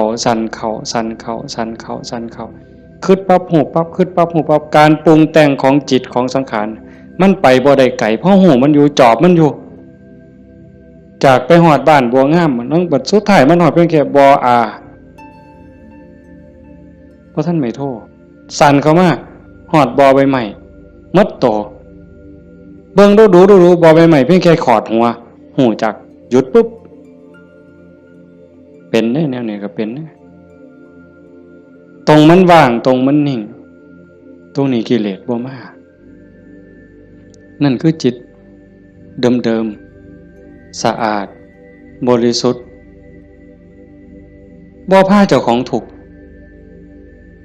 เข้าใจได้เลยว่าคำสอนของพระพุทธศาสนาสูงสุดเพื่อบ่ทุกข์คำสอนของพระพุทธเจ้าทั้งหมดเป็นไปเพื่อดับทุกข์เป็นไปเพื่อพ้นทุกข์จังว่าความว่างจากความยึดมั่นในความเป็นตัวเป็นตนในสิ่งที่ใดที่มีที่เป็นเฮาประพฤติปฏิบัติจังสี่คือกันเดินจงกรมนั่งสมาธิเพื่อเจริญสติสัมปชัญญะปัญญาสมาธิให้มันหูเท่าทันในเมื่อกิเลสเกิดมากระทบกิเลสคือความทุกข์คือความเดือดร้อนความเศร้าหมองต่างๆมันจะเกิดขึ้นกับจิตกับใจมันมาทางไหนมันมาทางตามันเข้าทางตาเข้าทางหูทางจมูกทางลิ้นทางกายทางใจเพิ่นเอิ้นว่าอายตนะอายตนะเป็นเครื่องเชื่อมต่อภายในก็มี6ภายนอกก็มี6ตามันเป็นคู่กับรูปหูเป็นคู่กับเสียงจมูกเป็นคู่กับกลิ่นลิ้นเป็นคู่กับรสกายเป็นคู่กับสัมผัสใจเป็นคู่กับอารมณ์มันใส่ตาใดเข้าทั้งตาใดมันเข้าทั้งตาใส่หูใดมันเข้าทั้งหูใส่ดังใดมันเข้าทั้งดังใส่ลิ้นใดเข้าทั้งลิ้นรับหูรับตาไว้มันเข้าทั้งใจไปเฮาฝึกสติสัมปชัญญะเพื่อให้อยู่กับปัจจุบันให้มันเท่ามันทันให้มันเร็วเวลาเกิดการกระทบตาเห็นรูปปั๊บตาบอดมันต้องเห็นตาบอดมันต้องเห็นเป็นเรื่องธรรมดาเห็นปั๊บเฮ็ดจังได๋บัดเฮ็ดจังได๋ในเมื่อตาเห็นรูปปั๊บเฮาสิรักษาใจบ่ให้มันหักบ่ให้มันสั่งบ่ให้มันดีใจบ่ให้มันเสียใจนี่คือตัวปฏิบัตินี่คือทางสายกลางเห็นปั๊บให้ใจเป็นปกติคือบ่ทันเห็นคือกับเฮานั่งเบิ่งพุทโธพุทโธตาเห็นปุ๊บหูปั๊บแต่ว่าให้นิ่งอยู่คือเก่าอย่าให้เกิดดีใจเสียใจอย่าให้เกิดหักเกิดสั่งขันมันจำเป็นสิต้องจัดการกับสิ่งที่เฮาเห็นก็เฮ็ดด้วยจิตเป็นปกติสมมติว่าขึ้นไปตั้งเฮือนมีขี่ไก่ไปด่าไก่กับบ่แม่นอีกปล่อยให้ไก่กับบ่แม่นอีกละคิดเป็นตาสร้างไก่กับบ่แม่นอีกละบ่ถึงมัดเฮ็ดให้จิตเป็นปกติยากอยู่ได้บ่ง่ายจักเม็ดไม่ออกย้อนเฮาเฮ็ดบ่ได้นี่เฮาจังเกิดจังตายเที่ยวตกนรกเป็นเปรตอสุรกายเที่ยวขึ้นสวรรค์เที่ยวลงนรกอยู่นี่ย้อนเฮ็ดจิตเป็นกลางบ่ได้เห็นขี่ไก่ก็สิไปสั่งไปด่าไก่แต่คันเห็นเงินแบ่งพันถิ่มอยู่เป็นจังได๋บัดมันสิว่าดีใจที่ละว่าติ อันนี้ก็บ่ถึกดีใจพอใจก็บ่แม่นให้จิตเป็นปกติคันสิจับสิหยิบมันมีเจ้าของบ่ก็หยิบไปหาเจ้าของเอาเก็บไว้ซะก่อนก็จังค่อยไปกาดหาเจ้าของก็บ่คิดว่าสิเอาจังสี่คือกันคันบ่มาทางตาล่ะมันมาทางหูบัดนี้สมมุติว่าเขาด่าปุ๊บได้ยินเสียงด่ามาเฮ็ดจังได๋สิเฮ็ดใจเป็นปกติบ่เสียใจบ่น้อยใจคันพวกเพิ่นปฏิบัติเนาะเพิ่นจังว่าได้ยินเนาะเอาสติไว้ที่หูเกิดขึ้นที่หูก็ดับลงที่หูได้ยินเนาะบ่ให้ราคามันเถาะบ่ให้ราคาเลยบ่ดีใจนำบ่เสียใจนำเสียงก็สักว่าเสียงบ่แม่นสัตว์บุคคลตัวตนเราเขาเว้าง่ายแต่ว่าเฮ็ดยากที่สุดก็ย้อนว่าฝึกบ่ทันพ่อคันผู้ฝึกได้แล้วก็เย็นคือเก่าเด้คือหลวงปู่ชาเพิ่นว่าผู้ที่ฝึกบ่ทันได้คือบ่ทันเข้าใจคนด่าย่างไปเศร้าก็ด่าไปยามแล้งก็ด่าเห็นยามใดด่ายามนั้นก็ไปเครียดให้มันเป็นยังด่ากูเพิ่นว่าหมัดมือนึงเขาว่าอย่าไปหัวซ่ามาเด้อผู้มันด่าคนเนี่ยเป็นบ้าตัวเศร้าเครียดเศร้าสั่งนั่นคือจิตเป็นกลางแล้วกลับคืนสู่ฐานเดิมของมันคันเขาให้เขาด่าเขาจมให้เฮาบ่ฮู้ท่านว่างจิตบ่เป็นก็ไปเครียดไปขมหาทางตอบแทนสิเอาขึ้นจองกรรมจองเวรไว้แต่ขันทาย่องแล้วบัดเนี่ยเป็นจังไดบัดแต่คำย่องคำย่อมากเฮาก็ดีใจก็บวกฟู่ขึ้นบ่ถือคือเก่าเสียใจก็บ่ถือดีใจก็บ่ถือแต่ให้จิตเป็นกลางๆนี่คือขอปฏิบัติธรรมชาติจิตเป็นจังซั่นมันบ่เคยฮักไผมันบ่เคยสร้างไผจิตนี่ฮักก็บ่เป็นสร้างก็บ่เป็นดีใจก็บ่เป็นเสียใจก็บ่เป็นโลภโกรธหลงก็บ่เป็นย่านหยังก็บ่แม่นมันเป็นปกติของมันอยู่กลางๆจังซั่นแต่ว่ารักโกรธเกลียดกลัวอิจฉาริษยาน้อยเนื้อตามใจย้อนกิเลสมาย่อมแขกมาเยี่ยมนี่มันพาเจ้าของบ้านป้วงเดี๋ยวนี้ก็ซ้ำกับเฮาอยู่เฮือนธรรมดานี่แล้วเคยเห็นอยู่ตัวบางปีใหม่นี่ลูกหลานเฮาอยู่เฮือนธรรมดากับพ่ออยู่บัดหมู่มาชวนกินเหล้ามันก็เมาอยู่เฮือนเฮาหั่นแหล้วเป็นจังได๋ซั่นพาเจ้าของบ้านป้วงเลยให้เฮารักษาใจเจ้าของให้เป็นปกติเฮาประพฤติปฏิบัติเพื่อสิ่งนี้เด้โยมตาเห็นก็ให้รักษาใจไว้ปกติหูได้ยินก็รักษาใจไว้ให้เป็นปกติจมูกได้กลิ่นหอมเหม็นก็ปกติลิ้นได้รสก็ปกติแซ่บบ่แซ่บนัวบ่นัวก็ปกติคันมันสิเติมก็เติมไปที่ละน้ำปลานั่นสิเติมเกลือก็เติมไปที่แต่อย่าไปคิดสร้างแม่ครัวอย่าไปจมให้เขาหนาวร้อนมันหนาวมากก็แม่นว่าสิทนกรรมฐานนี่บอกว่าให้ปล่อยว่างมันหนาวก็สิเสืออยู่ซื่อๆบ่ห่มมันดอกผ้านี่ก็แล้วแต่ว่าธรรมชาติมันก็ให้ห่ม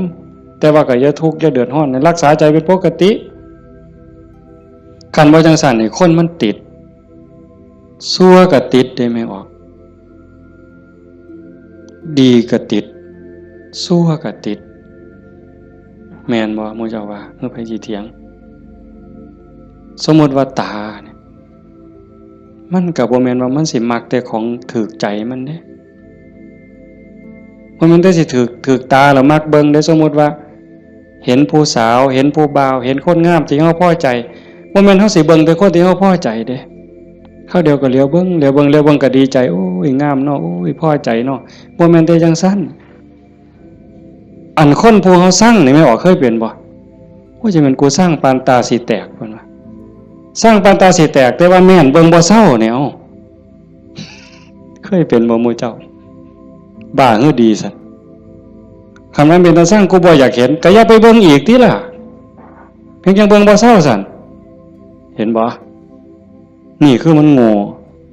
อาตมาผู้หนึ่งล่ะโง่แนวเนี่ยผู้ใดเศร้าโง่เนี่ยสาธุนำเด้อว่ามันเป็นตาสร้างยังไปเหลียวเบิ่งดูอยู่เอาดังบัดนี้ทั้งจมูกเนี่ยกับมันเราคนมักหอมติดหอมอย่างเดียวได้ไม่ออก มื้อเจ้าเป็นบ่ติดเหม็นแหมปลาแดกแหมปลาแดกเหม็นนี่ฮะว่าปลาแดกหอมเด้ตำบักฮวงคือสิแซ่บเพิ่นว่านักเข้าไปกว่านั้นเล็บตีนสักโอ้ยบ้าคือดีกิ่มเล็บตีนสักออกมาเหม็นๆแทนที่สิทิ่มนะดมเว้ยดมเท่านึงก็บ่ว่าเด้ดมเท่าสองอ่ะบ่แล้วแงกหน้าแงกหลังมีผู้เห็นกูบ่เนาะเพิ่นว่าลี่ดมนั่นน่ะเมืองอุบลเป็นด้วยวะยังจะเป็นแต่ศรีสะเกษเอาไว้โอ้ยแทนที่สิเอาถิ่มเนาะแต่มาว่าแงกหน้าแงกหลังเทื่อที่3ที่4บ่มีคนเห็นดมอีกสักเทื่อก่อนจังถิ่มนั่นใส่ว่ามาของหอมว่างจิตเป็นกลางบ่ได้นี่สติปัญญามันบ่พอเห็นบ่อย่าว่าแต่แสบบ่แสบเลยนัวบ่นัวเลยสัมผัสคือกันเย็นห่อนอ่อนแข็งใจคือกันเนี่ยมันบ่ดีคิดแล้วเฮ็ดเจ้าของเป็นทุกข์คิดพ่อเฮ็ดเจ้าของห้องไห้น้ำตาหลั่งน้ำตาไหลก็ยังมีโอกาสนอนมือกายหน้าผากคิดฮอดแล้วก็น้ำตาไหลสะอื้นอยู่ผู้เดียวบ้าคักๆเนี่ยเด้คนเนี่ยคันแนวมันถูกใจเจ้าของก็นอนคิดเห็นแล้วก็หัวยุ่มอยู่ผู้เดียวพลิกไปพลิกมาจนเก็บไปฝันแล้วเว้ยนี่คือจิตมันฝึกบ่ทันใดไม่ออกโยมพอออกเพิ่นพาเฮาเฮ็ดงานปฏิบัติธรรมเสียเวลาย่อมสละสถานที่เงินทองพร้อมเพื่อเอาบุญให้เจ้าของส่วนหนึ่งแล้วก็เพื่อยกระดับจิตใจเจ้าของส่วนหนึ่งแล้วก็เห็นว่าทุกคนคือพี่คือน้องป่วนร่วมทุกข์เกิดแก่เจ็บตายทุกคนเคยเป็นพี่เป็นน้องเป็นญาติสายโลหิตเป็นสามีภรรยากันมานับภพนับชาติบ่ถ้วนชาตินี้ชีวิตนี้ได้เข้าใจในหลักธรรมคำสอนของพระพุทธองค์กะหวังให้เกิดประโยชน์สูงสุดส่วนหนึ่งเราก็ฉลาดบักคักถ้ามาเสือสู่คนที่นั่งอยู่นี่แบ่งบุญเล่าเด้เรากินเปอร์เซ็นต์หมู่เจ้าได้เนี่ยเป็นพ่อค้าสำนะหัวพ่อค้ายังมีอยู่นี่แม้แต่เฮ็ดบุญเด้ถ้าเบิ่งมื้ออื่นทราบบัดสิมื้อนี่บัดสิมื้อนี่จากโอ้ยอนุโมทนาสาธุเด้อนำพ่อใหญ่เด้อพ่อใหญ่ก็สาธุเอาหมดให้เจ้าได้บุญหลายๆจะแม่นอ่อนซ่อนเจ้าเห็นบ่เปอร์เซ็นต์ที่เราได้นำหมู่เจ้าเนี่ยจิตเราก็สะอาดขึ้นยิ่งเข้าใจในการประพฤติปฏิบัติหวังยกจิตยกใจพลังบุญตรงนี้เฮ็ดให้จิตเราสูงขึ้นมีกำลังใจขึ้นมีความเพียรพยายามมากขึ้นจิตโล่งโปร่งเบามากขึ้นพลังบุญมันส่งนี่คนฉลาดก็เฮ็ดแนวนี้คันคนบ่ฉลาดเด้มีที่มีสวนจังซี่สถานที่ดีๆจังซี่ชวนหมู่มากินเหล้ากระท่อมงามๆมันสินั่งกินเหล้าเบิ่งแสงเดือนแสงดาวใจมันสิอ่อนซ่อนคักแล้วไปอีกคนละแนวแต่คนมีปัญญาเฮ็ดอีกแบบนั่นว่าการประพฤติปฏิบัติเป้าหมายสูงสุดก็คือขนกิเลสออกจากใจความโลภความโกรธความหลงความหักความชั่งความเกลียดความกลัวอิจฉาริษยาอาฆาตพยาบาทจองเวรน้อยเนื้อต่ำใจโยมสังเกตใจเจ้าของให้มันเห็นขันบ่เห็นตรงนี้ก็งมอีกโดนเติบได้กิเลสมันเกิดอยู่ใจเนี่ยคุณธรรมก็เกิดอยู่ใจเนี่ยนรกก็อยู่ใจสวรรค์ก็อยู่ใจเนี่ยเฮาสิให้อีหยังเกิดมันเกิดได้เทื่อละอย่างไม่ออกความโลภความโกรธความหลงอิจฉาริษยาอาฆาตพยาบาทจองเวรน้อยเนื้อต่ำใจหักสั่งเกิดในใจเขาเกิดได้เทื่อละอย่างซ้ำกับตะเว้นขึ้นแจ้งมืดจักไปใสเหมือนยังตะเว้นตกดินความมืดจักมาแต่ใสความแจ้งจักไปใส ย่ำเฮาดีใจนี่ความเสียใจจักไปใส่มิดอ้อยซอยย่ำเฮาสร้างขึ้นมาหักกับมดอ้อยซอยผัวเจ้าของนี่แล้วเคยเปลี่ยนบ่ผัวเจ้าของเมียเจ้าของนี่ฮักปานสิกลืนกินแพงกับแพงแต่บัดย่ำสร้างมาแล้วบ่โธ่หักจักไปใส่จนขากันตายแล้วเว้ยเห็นบ่อยู่น้ำกันจังสิบัดเป็นตาหักเกินมากกับเป็นตาหักบัดเป็นตาสั่งกับเป็นตาสั่งจังว่าใจเฮามันได้เกิดขึ้นได้เทื่อละอย่างเทื่อละอย่างแล้วเฮาใส่อีหยังเกิดขึ้นกับใจเฮาบัดนี้ผู้มีธรรมก็อยากให้ความดีเกิดความดีใจความภูมิใจจิตที่มีเมตตาต่อกันหวังดีต่อกันอนุโมทนายินดีนำในเมื่อผู้อื่นเขาได้ดียามเมื่อคนอื่นเขาทุกข์ยากลำบากซอยเหลือบ่ได้ก็ให้มีอุเบกขาให้ถือว่าเป็นกรรมของสัตว์พอซอยเหลือได้ก็ซอยเหลือคันเฮาจอบเบิ่งจังซี่ใจเฮามีอีหยังเกิดขึ้นปั๊บก็ฮู้จักคืออาตมาเว้าตอนกลางๆนั่นว่าคิดปั๊บฮู้ปั๊บคิดปั๊บฮู้ปั๊บอันคือเฮ็ดให้มันว่าง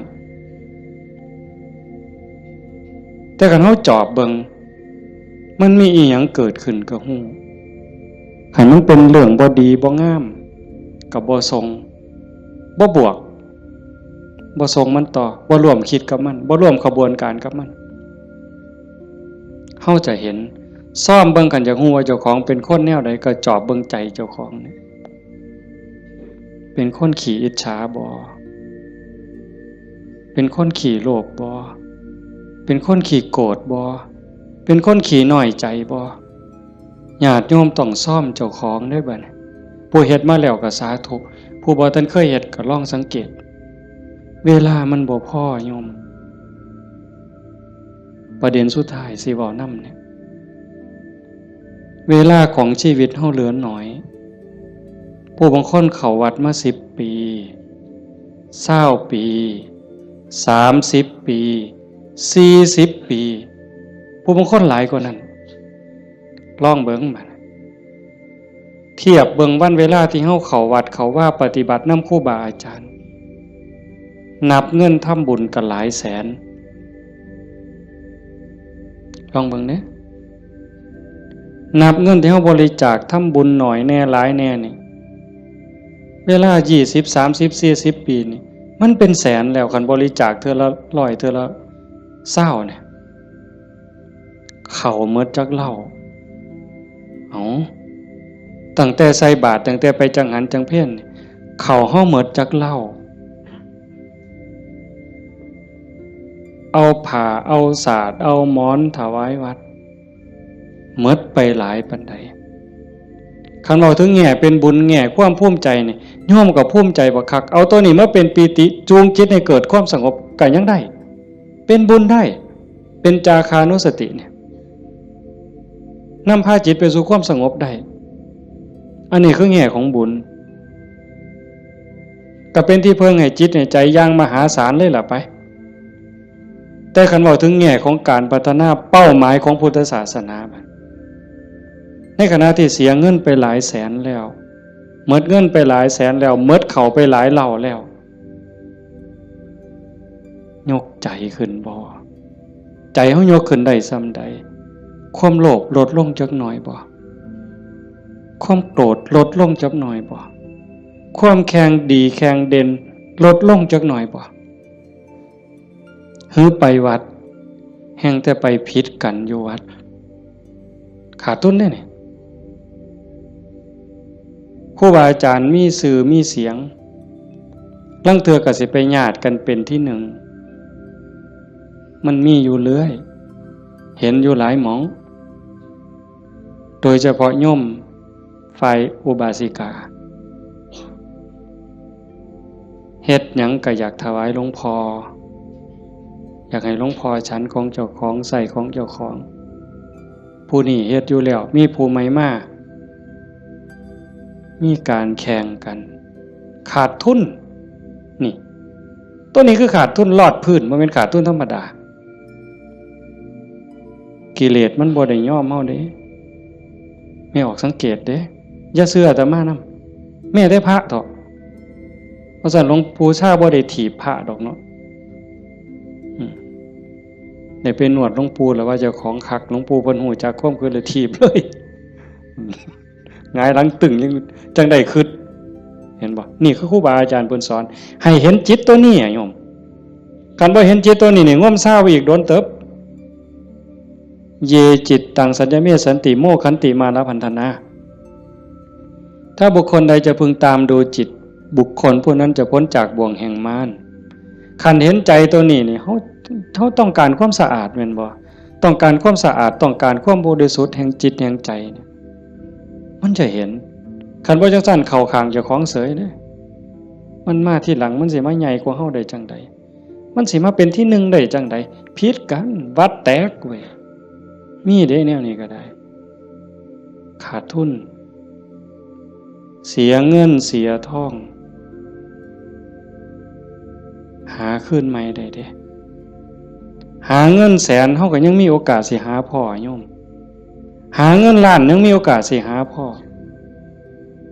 เสียหยังก็เสียได้แต่ว่าคันเสียเวลาเนี่ยเสียเลยเด้เสียเลยมีเงิน100 ล้านซื้อนาทีที่ผ่านไปกลับมาบ่ได้ซื้อนาฬิกาเลื่อนละแสนเลื่อนละล้านน่ะซื้อได้แต่ซื้อเวลาวินาทีเดียวก็ซื้อบ่ได้เฮาหายใจเข้าหายใจออกตอนนี้หมดแล้วก็หมดเลยบ่กลับคืนมาอายุเฮาก็หมดไปความตายก็ใกล้เข้ามาเวลาแห่งการเก็บเกี่ยวสัพพะธรรมเก็บกรรมบุญกุศลซักฟอกจิตใจให้สะอาดบริสุทธิ์มันหมดไปเรื่อยๆจังซั่นจังว่าเขาวัดเขาว่าประพฤติปฏิบัติขันบ่เข้าใจถึงสาระแก่นสารคำสอนของศาสนาเนี่ยบุญนั้นได้อยู่ดอกแต่มันบ่ทันปลอดภัยอย่างว่าพระพุทธเจ้าบ่ให้มาติดอยู่ที่บุญแต่เพิ่นให้เฮ็ดบุญให้สร้างบุญให้สร้างหลายๆแต่ว่าให้กายไปอีกสู่ความสะอาดบริสุทธิ์แห่งใจถ้ามันไปบ่ทันฮอดนั้นบ่ปลอดภัยเทวดาก็ตกสวรรค์ได้เห็นบ่จังซั่นจังว่าในเมื่อเฮามาสู่ขบวนการปานนี้โยมพอออกผู้เป็นเจ้าภาพก็ตั้งใจปานนี้เฮ็ดดีมาปานนี้ก้าวขึ้นไปอีกให้ก้าวขึ้นไปนี้ก่อนวันเวลาของชีวิตมันสิหมดให้พยายามเฮ็ดใจให้เป็นกลางๆหูได้ยินจมูกได้กลิ่นลิ้นได้รสกายได้สัมผัสก็เฮ็ดใจให้เป็นกลางๆสิปฏิบัติกับสิ่งที่มากระทบจากตาเห็นจากหูได้ยินจากจมูกได้กลิ่นลิ้นได้รสกายสัมผัสก็เฮ็ดด้วยสติอย่าให้รู้สึกว่าหักอย่าให้รู้สึกว่าสั่งอย่าเฮ็ดด้วยความสั่งอย่าเฮ็ดด้วยความดีใจด้วยความเสียใจอย่าเฮ็ดด้วยความหักให้จิตเป็นกลางกันเด้จังสิขันเฮ็ดได้จังสิมันอ่อนซ่อนเจ้าของเด้อาตมาก็เฮ็ดบ่ทันได้ก็ยังพยายามอยู่ก็จังว่าส่วนญาติส่วนโยมเฮ็ดไปพร้อมๆกันคันบ่จังซั่นน่ะมันเสียเวลาเสียดายเจ้าของ30-40 ปีหมดเงินก็หลายแสนหมดข้าวก็หลายเหล่าหมดเวลาในการทำมาหากินเงินที่มาบริจาคข้าวของที่มาทำบุญก็หมดไปแล้วเวลาล่ะคันเอาเวลานั้นที่มาอยู่วัดอยู่ว่ามาสร้างน้ำทำบุญไปหาเงินหาทองมันก็ต้องได้ตื่มกันอีกหลายเติบมันจักเท่าแต่ว่าเฮายอมเสียสิ่งนั้นเพื่อสิแลกเอาสิ่งที่ดีที่สุดสิ่งที่ประเสริฐที่สุดก็คือใจเจ้าของเนี่ยให้ได้ใจที่มีความสงบใจที่มีความร่มเย็นใจที่เต็มเปี่ยมด้วยความเมตตากรุณายินดีมุทิตากับผู้อื่นใจที่เป็นอุเบกขาโตสติความระลึกได้แล้วก็อุเบกขาตัวว่างจิตเป็นกลางจิตที่เฉยเป็นสิ่งที่เฮาควรจะหาให้มันได้หาให้มันพอให้มันเจอก่อนลมหายใจสุดท้ายสิดับลงไม่ออกให้มันพอจิตนี่ก่อนลมหายใจสุดท้ายสิดับลงเพราะนั่นคือพุทธะพุทธะคือความสะอาดจิตที่สะอาดจิตที่สว่างจิตที่สงบ สะอาดจากหักจากสร้างจากดีใจจากเสียใจจากได้จากเสียจากบวกจากลบสว่างสวัยด้วยสติปัญญาหูเท่าท่านตามความเป็นจริงหักก็ตามสร้างก็ตามสรรเสริญนินทาก็ตามลาภยศสรรเสริญก็ตามสว่างตาโดยแสงไฟเพิ่นบอกสว่างใจโดยแสงธรรมบ่ยินดียินร้ายเห็นทุกสิ่งทุกอย่างเกิดขึ้นตั้งอยู่ดับไปอนิจจังทุกขังอนัตตากฎของแต่ละขอบงำสรรพสิ่งอยู่สะอาดสว่างสวัยด้วยสติปัญญาสงบนิ่งจิตใจบ่กระเพื่อมด่ามากกับบ่กระเพื่อมย่องมากกับบ่กระเพื่อมนักแน่นคือกับหินเนี่ยจิตใจของพุทธะเป็นแบบนั้นสะอาดสว่างสงบหูเท่าท่านตื่นจากความลับไหลเบิกบานจากการที่เจ้าของบ่มีโทษตรงนี้เป็นวิชาการของพุทธศาสนาเป็นหลักที่ชาวพุทธต้องปฏิบัติอันสิไปอ่อนว่อนบวงสรวงสวดแล้วก็ขอสวดแล้วก็ขอขันมันได้ซ้ำนั้นมันก็สิดีอยู่ขันมันได้พระพุทธเจ้าก็พาเฮ็ดแต่ตรงนี้ที่พระพุทธองค์เพิ่นสอนสลบจักเถื่อกลัวสิเป็นพระพุทธเจ้าหลวงปู่ชาลำบากปานใดอาตมาเคยอ่านพอเนาะว่าสิขึ้นไปอยู่เทิงภูว่าบ่อยากยุ่งบ่อยากยากนำการมาหาบิณฑบาตไปอยู่เทิงภูก็ว่าสิเหี่ยวกินพุ่นเนาะเหี่ยวฉันพุ่นเนาะฝึกซ้อมจนปานนั้นบัดเป็นไข้เป็นหนาวไปอยู่กลางป่าก็บ่อยากให้ผู้พี่น้องยากนำก็ซ้อมมันสิใจขาดยามใดสิจูดไปสุดที่ถิ่มเพิ่นว่าบ่ได้ยินเสียงกวงห้องหลวงปู่เพิ่นปัญญาหลายดีเนาะอาตมาก็จังได๋ดอกมื้อนึงไปอยู่อยู่วัดวาง 2-3 มื้อนั่นล่ะก็เปิดวิทยุฟังหลวงปู่เพิ่นเทศน์อาตมาก็หัวอยู่ผู้เดียวจุจ่อๆสั่นๆนี่คำสอนหลวงปู่ซ่าอยู่กับเจ้าของนี่อยู่หูดังนี่เนาะอยู่กับขนตานี่ทักงุ่มจ่อๆธรรมะนี่โอ้จะเป็นปัญญาคักๆเพิ่นยังว่าโอปนัญญิโกเป็นสิ่งที่ควรน้อมเข้ามาใส่ตนมันบ่อยู่ไสไม่ออกคันเวลามันสิเข้าใจมันสิฮู้เล็กๆน้อยๆนี่ดอกมันหูในเจ้าของมันเห็นในเจ้าของนี่โอปนัญญิโกเป็นสิ่งที่ควรน้อมเข้ามาใส่ตนคันน้อมเข้ามาใส่ตนนั่นเป็นคำสอนของพระพุทธเจ้าคันน้อมออกไปจักแม่นคำสอนไผบัดนี้คันไปอ่อนว่อนบวงสรวงเทวบุตรเทวดาอินทร์พรหมยมยักษ์พระเจ้าทั้งหลายนี่แล้วโลดแต่ว่าอาศัยการประพฤติปฏิบัติจังว่าการฟังเทศน์ฟังธรรมให้เป็นไปเพื่อความศรัทธาความเหลื่อมใสศรัทธาปาสาทะวิริยะความภาคเพียรพระพุทธศาสนาเพิ่นสอนเรื่องความภาคเพียรวิริยะนะทุกขมัจเจติเฮาสิล่วงทุกข์ได้ก็ย้อนความเพียรพยายามของเฮาเองผู้อื่นเฮ็ดให้บ่ได้คันเฮ็ดให้ได้มีผู้วิเศษผู้ศักดิ์สิทธิ์ครูบาอาจารย์เป่าให้เสกให้ผู้ใดสิเกินพระพุทธเจ้าพระออกว่าไผสิเกินพระพุทธเจ้าในโลกในจักรวาลเนี่ยคันมันเฮ็ดแทนได้ทำพิธีเฮ็ดให้ได้พระพุทธเจ้าเฮ็ดให้หมดมื้อเช้าย่างบิณฑบาตหัวแต่ว่ามันก็หาเรื่องอยู่เลยปีชงเพิ่นว่าปีนี้ปีชงหยังชงกาแฟ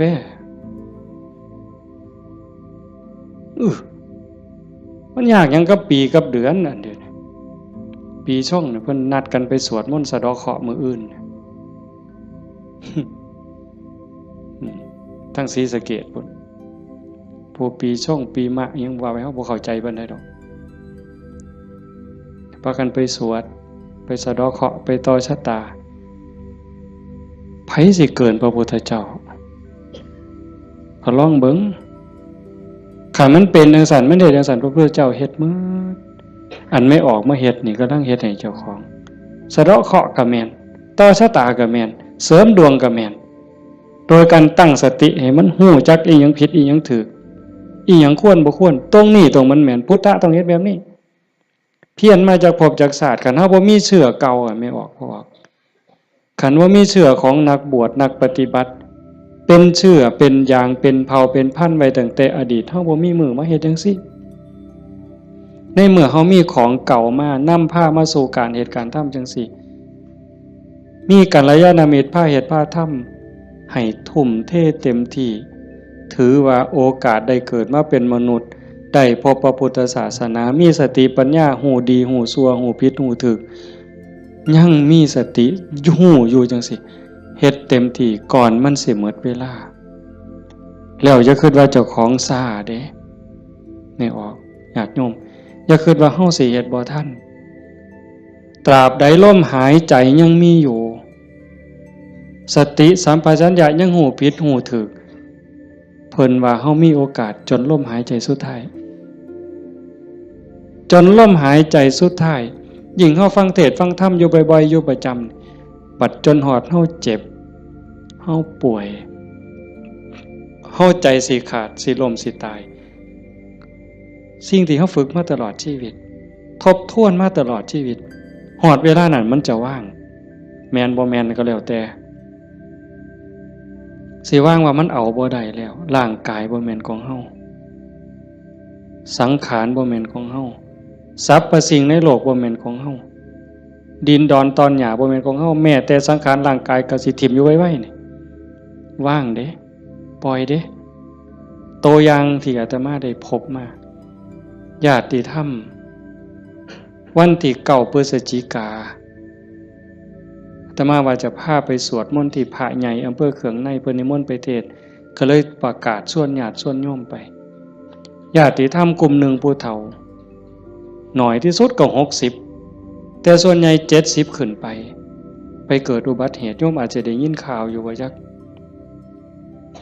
รถสิเลี้ยวเข้าพระใหญ่เขื่อนเพื่อเขื่องในเลี้ยวเข้าไป2ขั้นขั้นหน้าไปติดหลุมสิลงจากทางลาดยางมันมีหลุมก็คอยหยอดขั้นหน้าคอยหยอดขั้นหลังก็จอดนิ่งๆรถวัดป่าใหญ่เมืองอุบลแล่นมาต่ำเข้าเต็มลำหลังหัวเก๋งนั่นคนอยู่ทั้งหลังนี่7อยู่ทั้งหน้า2คนทั้งหน้า2บ่เป็นหยังแต่อยู่ทั้งหลัง7คนนี่ฟ้องลงรถตาย3บาดเจ็บหนัก4เป็นจังไดพวกผู้เฒ่าทั้งหมดนี่ว่าชีวิตเฮาอันนี้เพิ่นเว้าก่อนเป็นได้เว้ามาเรื่อยๆดอกบ่แม่นเว้ามื้อนั้นเว้าเรื่อยๆเว้าตลอดถ้าเฮาได้เข้าวัดเข้าว่าได้ปฏิบัติเป็นนักรบตายในสนามรบตายยามใดก็บ่ย้านยิ่งไปเฮ็ดบุญตายแห่งแต่ดีบางสิเลยเด้ตายก็ตายไปแต่ว่าซุ่มยั่งนี่กระดูกโค้งหักแขนหักกระดูกสันหลังเคลื่อนกระดูกต้นข้อเคลื่อนขาหลุดโบกแม่นหมด2คนหนึ่งนี่หมอเขาว่าเป็นอัมพาตตลอดชีวิตซอยเหลือเจ้าของบ่ได้อาตมาก็ออกมาบ่ได้เทศน์จำสนอกได้ยินข่าวอาตมาไปนั่งลงปุ๊บก็เสียงหวอรถดังเลยพอได้ยินข่าวว่าเป็นญาติที่ทำก็แต่ตามเขามาโรงพยาบาลเขืองในพอแต่ไปหอดแม่ใหญ่นึงเขาก็ไปเขามาอุบลก็หลายแล้วแต่แม่ใหญ่นึงนอนอยู่ก็เจ็บแขนหักหน้านี่ลอกหมดเลือดแดงพอแต่เห็นโอ้ยอาจารย์แขวหักเพิ่นว่าแขวเสียไปซ้ำเพิ่นว่าโอ้ยสร้างมันต่อใหญ่บ่ได้ซื้อเพราะบาทดอกแขวเพิ่นว่าเราก็ยังดีใจอยู่เด้หลานหน่อยไปนำหลานอาตมาไปนำ2คนจับมือยายแน่มันหนาวมันสิไปทั้งเพิ่นแล้วนะมันหนาวจับมือยายแน่ให้ยายอุ่นแน่ให้ยายอุ่นแน่เด็กน้อยก็จับผู้คนก็บ่ฮู้เรื่องสลบไปบัดพ่อใหญ่นึงบัดกระดูกหักเขาก็คิดว่าแอวหักถ้ามาก็คิดยากหมอเขาก็มาจับนี่เขาก็เพื่อทดสอบว่าเป็นหยัง มาสุดท้ายเขาก็ว่าแอวหักกระดูกหักธรรมาก็โอ้ยตารู้ตนผู้เฒ่าเราก็ถามหาเมียเนาะครูนั่น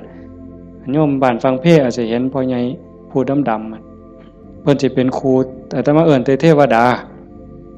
ตาบ่เห็นห่วงดอกผู้เฒ่าขี่รถมาเกือบ20กิโลรถซาเล้งเพิ่นมานั่นเพิ่นก็ถามหาเมียเพิ่นอาตมาก็บ่ได้ปากดอกแต่หมอไปนำนั่นเพิ่นเว้าก่อนยายเพิ่นก็ถามหาตาอยู่จริงๆเขาไปอุบลตายก่อนหมู่ยายนั่นหมองหมอนเป็นตะเงิดหลายบัดนะอาตมาเยี่ยมอยู่โรงพยาบาลสรรพสิทธิ์ไปเยี่ยมเฒ่าผู้ชายหันก่อนโอ้ยอาจารย์บ่แม่นของเฮาจักอย่างเพิ่นว่าเด้บ่แม่นของเฮาจักอย่างบอกบ่ให้เจ็บมันก็เจ็บมันอยากเป็นหยังมันก็เป็นบ่แม่นของเฮาจังแม่นน้อเพิ่นว่าหลงว่าของเจ้าของมาตั้งโดนอันนี้ก็ตัวนึงหลังจากนั้นมาเยี่ยมแม่ใหญ่ผู้กระดูกข้อเคลื่อนกระดูกสันหลังเคลื่อนอันนี้หมอก็ว่าเป็นอัมพาตตลอดชีวิตบัดนี้ถ้ามาฮอดแล้วเว้าแม่ใหญ่นี่แล้วเว้าอีหลีน่ะเว้าแผ่วๆๆๆเสียงดังเว้าแต่กรรมฐานแล้วเว้าหยังดอกโอ้ยบ่ย้านจักหน่อยอาจารย์เพิ่นว่าลูกศิษย์อาจารย์ใหญ่วัดโน่นกุลมบ่ย้านเพิ่นว่านั่งสมาธิ6 ชั่วโมง9 ชั่วโมงสำบายตายก็ดีมันสิได้เศร้าเจ็บเศร้ามีแห้งเพิ่นว่าแต่ว่าเราหลับไปยามใดวึบไปยามใดเราว่าขาวอักลากนี่มองเราอุ่นคือมันสิใจขาดหลับไปยามใดปุ๊บสิคนใส่ชุดขาวเต็มอยู่ตลอดนี่คือนิมิตดีเด้คันตายในขณะนี้นี่สวรรค์เขาเอาเราไปแท้แต่ว่าเราปฏิบัติตลอดที่จริงเขาให้เราอยู่ห้องผู้เดียวเป็นห้องอันตรายแล้วพอนะโอ้ยดีแห้งอาจารย์เขาให้อยู่ผู้เดียวบ่มีผู้ใดมากวนปฏิบัติภาวนาเมิดขึ้นเพิ่นว่าอันบ่ฮู้ทิพย์เด้นั่นเจ้าของนั่นอันตรายที่สุดเพิ่นว่าเพิ่นสำบายบ่มีผู้ใดมากวนเพิ่นนั่นบัดเอาไปเอามาภาวนาตลอดอยู่โรงพยาบาลตลอดย่างได้ซุมื้อหมอว่าสิเป็นอัมพาตตลอดทั้ง2เท่านี่ตลอดชีวิตเลยซอยเหลือตัวเองบ่ได้แท้เดี๋ยวนี้ย่างได้ทั้ง2คนเห็นบ่มองอัศจรรย์หลายพอใหญ่เข็มนี่แม่ใหญ่ต้องค้ำเมียตายพ่อใหญ่ต้องเข็มพ่อใหญ่เข็มนี่คือทรมานตอนนี้ก็ย่างแล้วโยมแม่ใหญ่สวัสดิ์น้องสาวนั่นตายแล้วอีกผู้นึงถ้ามาเจอบ่ได้ตายบ่เอาเรื่องกับรถถือว่าเป็นกรรมเป็นเวรเป็นสิ่งที่เกี่ยวเนื่องกันมาใครแม่นเฮาสิว่าแนวใดมองอาตมาเงิดอ่อนซ่อนใจคนน่ะขอบ3ครอบครัวนี่ผู้นึงเจ็บสาหัสผู้นึงตายนี่บ่เอาเรื่องกับรถบ่เอาเรื่องกับครูกรณีถือว่าเป็นเรื่องของบาปของบุญเป็นเรื่องของวัฏสงสารให้แล้วต่อกันเขาก็บ่อยากมาซ่อนเขาก็บ่อยากพาเฮาไปตายนี่มองว่าคุณภาพของธรรมะมองเข้าใจธรรมะมันเฮ็ดใจได้ขนาดนั้นคักบ่มื้อนี้แม่ใหญ่นึงผู้เตรียมเนี่ยเผาไปวาง 2-3 มื้ออายุ89 ปี7 เดือนผู้หญิงเด้เลี้ยงลูกเมียใหม่ผัวเพิ่นไปมีเมียใหม่เพิ่นบ่เครียดเมียใหม่ออกลูกเพิ่นเอามาเลี้ยงพร้อมเอาไม่ออกเฮ็ดได้บ่ นี่คือน้ำใจคนนะแม่ใหญ่นี่เราปฏิบัติธรรมอยู่นำครูบาอาจารย์มาตลอดลูกเราดีหมดทุกคนเป็นหมอ2เป็นครูผู้หนึ่งเป็นเจ้าหน้าก็มีอยู่2คนแต่ว่าหม่องอัศจรรย์คือเราปฏิบัติตลอดโยมไม่ออกสวดปาติโมกข์ได้ที่พระเพิ่นลงปาติโมกข์นี่แม่ใหญ่น่ะเราสวดได้อาตมาสวดบ่ได้หม่องเป็นตะงึดหลายแต่ว่าเราตกศาลาเทื่อนึงย่างจงกรมมันมืดตกศาลาสมัยก่อนนั่นขาหักว่าซั่นเห็นบ่บัดมื้ออาตมาสิไปเยี่ยมอาตมาไปเทศน์ฟังทั้งครูขันก็เลยว่าสิกายไปทางนั้นลูกชายเพิ่น ว่าบ้านอยู่ทั้งนั้นก็เลยพาไปเยี่ยมลูกชายก็บอกว่าอาจารย์สิมาเยี่ยมแล้วลูกบ่ได้ตลอดแต่ว่าสติเราดีเด้เพราะแต่ว่าอาตมาสิไปเสียงรถเขาไปจอดแล้วลุกขึ้นมานั่งพอแต่มาไปนั่งลงแล้วก็กราบได้เท่าเดียวดอกก็นอนมันวิ่นหัวปานนั้นเราก็เว้าธรรมะโต้ตอบได้ทุกเรื่องสติบ่ขาดลูกหลานจักว่าเท่าใดมาเต็มเฮือนแล้วจำได้ฮอดซุมบ่นุ่งผ้าว่ามันชื่อหยังนิสัยมันดื้อบ่ดื้อแล้วฮู้ผู้นี่หมองลูกหลานไว้ย่าย่ายอยู่อีกเด้อโอ้ยมันทุกข์มันยากบ่อยู่ดอกอยู่น้ำหลานอีกแน่อยู่โดนแล้วผู้นี่มัดมือสิใจขาดหลานผู้เรียนอยู่จุฬากำลังขึ้นรถลูกชายว่าย่าถาหลานเนี่ยเด้อหลานกำลังขึ้นรถโอ้ยถาบ่ถามันก็บ่แม่นแม่วะแล้วว่าเป็นเรื่องของเพิ่นว่าเห็นบ่เป็นเรื่องของเพิ่นบ่แม่นเรื่องของย่าหมองคักหลายว่าแล้วตายนั่นแล้วนอนแต่แข้งข้างขวาเลียนแบบพระพุทธเจ้าเลยสติจำได้มือสิตายแล้วกินข้าว3เทื่อได้กินข้าวปกติเว้าได้ปกติเพียงแต่ว่านอนไปแล้วก็มาหลับเอาตอนมาดับไปตอนตี 4คนตายลูกนี่เป็นหมอ2แล้วก็หลานเป็นหมออีกผู้นึงมันบ่เข้าในทฤษฎีอะโยมพวกนี้อยู่นำคนตายมาตลอดลูกหลานสาวอยู่ห้องชันสูตรพลิกศพพร้อมคนตายเขาพิสูจน์ว่ามันจะเย็นไม่ไงนี่แล้วอุ่นบัดเนี่ยตายไปแล้วจากตี 4กว่าๆจนฮอด 5 โมงเช้าเอาเขาลงแล้วยังอุ่นอยู่แต่เฮ็ดจังได๋บ่ได้เพิ่นก็ลูกชายเพิ่นก็โทรมาถามอาจารย์สิว่าแนวใดแต่มาเลยว่าบ่ต้องฉีดยาเด้อสิฟื้นหรือบ่ฟื้นเฮาบ่คิดดอกแต่ว่าบ่ต้องฉีดยาก็บ่ฉีดอยู่จักมือหลายมือเติบ4-5 คืนพุ่นล่ะแต่มาก็บ่เจอบัดฮอดมื้อสิเผาบัดเนี่ยลูกชายเพิ่นก็โทรมาถามประมาณ3 โมงกว่าเนี่ยอาจารย์เฮ็ดจังได๋บัดเทื่อเปิดโลงออกมานี่หาแม่ยังอุ่นอยู่คือเก่าเนี่ยสิเฮ็ดแนวใดเพิ่นว่าโอ้อาตมาก็บอกบ่ถูกดอกโยมไขเบิ่งซะก่อนว่าซั่น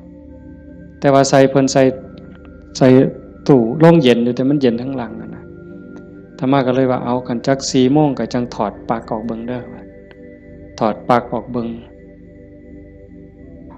เพื่อให้มันปรับสภาพเพราะว่าตัวเย็นนี่มันอาจจะเป็นจากเครื่องใส่ไฟฟ้าฮอดประมาณเฮาจะออกประมาณบ่ายโมงก็หากะลามันอุ่นมันยังอยู่ก็จังว่ากันอีกเทื่อนึงบัดสุดท้าย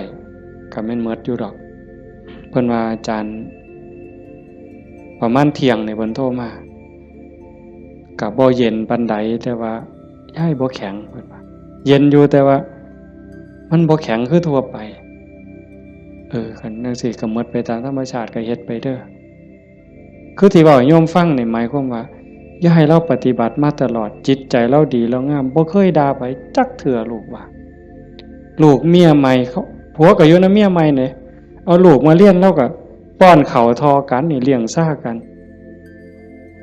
ป้อนปลาป้อนข้าวก็บ่ให้ลูกเจ้าของคำใหญ่กลัวเด้คำทอกันอาบน้ำให้ก็คือกันสอนก็คือกันฮักทอกันใจคนน่ะมันจังว่าคันมันได้ฝึกได้ฝนมันมีธรรมมันก็สุดยอดอยู่นี่โยมพ่อใหญ่พาเฮาประพฤติปฏิบัติเฮ็ดงานจังซี่เฮามาประพฤติปฏิบัติสูงสุดก็เพื่อยกจิตยกใจเด้อสรุปตรงนี้เด้อบุญนั่นเป็นของตายจังได๋เฮาก็ได้เต็มที่อยู่แล้วแต่สิ่งสำคัญน่ะให้ยกจิตยกใจเจ้าของให้มันสูงขึ้นจากอำนาจของความโลภความโกรธความหลงความอิจฉาริษยาอาฆาตพยาบาทจองเวรน้อยเนื้อต่ำใจเฮาสิเอาชนะมันได้เฮาสิสูงขึ้นกว่าอำนาจของกิเลสได้ย้อนโยมสังเกตใจเจ้าของย่ามตาเห็นหูได้ยินจมูกได้กินลิ้นได้รสท่านเฝ้าไปเสื่อมันอย่าไปหักไปสร้างน้ำมันนิ่งแล้วสังเกตความรู้สึก สังเกตความคิดสังเกตความรู้สึกถ้ามันเอียงไปทั้งโลภหลายก็บอกว่าเจ้าของนั้นขี้โลภหลายอยู่ค่อยถอนออกหัดบริจาคหัดแบ่งหัดปันถ้ามันโกรธหลายเห็นอันใดผิดหูผิดตาแล้วงุดงิดห้นหวยขึ้นเป็นตาสร้างขึ้นมาหูจากมันปรับแล้วก็หูจากเมตตาเขาก็คือเฮานั่นล่ะเขาบ่ทันหูเขาจึงเป็นจังซั่นหูจักให้อภัยฝึกไปคอยยกระดับดวงจิตขึ้นมาให้เข้าใจว่าพระพุทธเจ้าบ่ได้สอนให้เฮาทุกข์พระพุทธศาสนาสอนให้เฮาพ้นทุกข์โกรธก็คือทุกข์โลภก็คือทุกข์หลงก็คือทุกข์เป็นเหตุให้ทุกข์เฮาก็ต้องดับเหตุมันเฮ็ดให้จิตใจเป็นกลางๆฮักผู้อื่นคือฮักเจ้าของหวังดีต่อผู้อื่นคือหวังดีต่อเจ้าของนั่นจิตใจเฮาจะดีขึ้นงามขึ้นมื้อนี้สมควรแก่การเวลาใส่เวลามาหลายเติบชั่วโมงหนึ่งกับ40กว่านาทีเนาะสมควรแก่การเวลาท้ายที่สุดก็ขออนุโมทนาสาธุกับญาติโยมผู้เป็นเจ้าภาพผู้เป็นเจ้าของสถานที่และก็ญาติธรรมที่มาจากที่ไกลมาร่วมประพฤติปฏิบัติบำเพ็ญบุญบำเพ็ญกุศลยกระดับดวงจิตดวงใจของเจ้าของให้สูงขึ้นงามขึ้นท้ายที่สุดก็ขออาราธนาอ้างอิงเอาอำนาจแห่งคุณพระศรีรัตนตรัยคุณของพระพุทธเจ้าพระธรรมพระสงฆ์และอำนาจแห่งบุญกุศลคุณงามความดีที่มีทั้งหมดทั้งมวลในสากลและจักรวาลจงหลอมร่วมเป็นตบะเป็นเดชะเป็นพลวะปัจจัยอำนวยหนุนส่งให้ญาติโยมสุขสุขคนจงเป็นผู้แกล้วกล้าอาจหาญร่าเริงในการสร้างบุญสร้างกุศลสร้างคุณงามความดีให้ยิ่งขึ้นไปให้เป็นผู้เจริญงอกงามในจตุรพิธพรชัยคืออายุวรรณะสุขภาละปฏิภาณธรรมสารสมบัติให้เป็นผู้มีสัมมาทิฏฐิมีโอกาสประพฤติธรรมปฏิบัติธรรมให้ได้เข้าถึงธรรมที่บ่ทันได้เข้าถึงได้หูแจ้งธรรมที่บ่ทันได้หูแจ้งจนสามารถนำตนให้พ้นทุกข์ปรารถนาสิ่งหนึ่งประการใดหากเป็นไปโดยชอบประกอบโดยธรรมก็ขอให้ความหวังความปรารถนานั้นจงสำเร็จทุกๆประการมีความสุขกายสุขใจโดยทั่วกันทุกท่านทุกคนเทอญ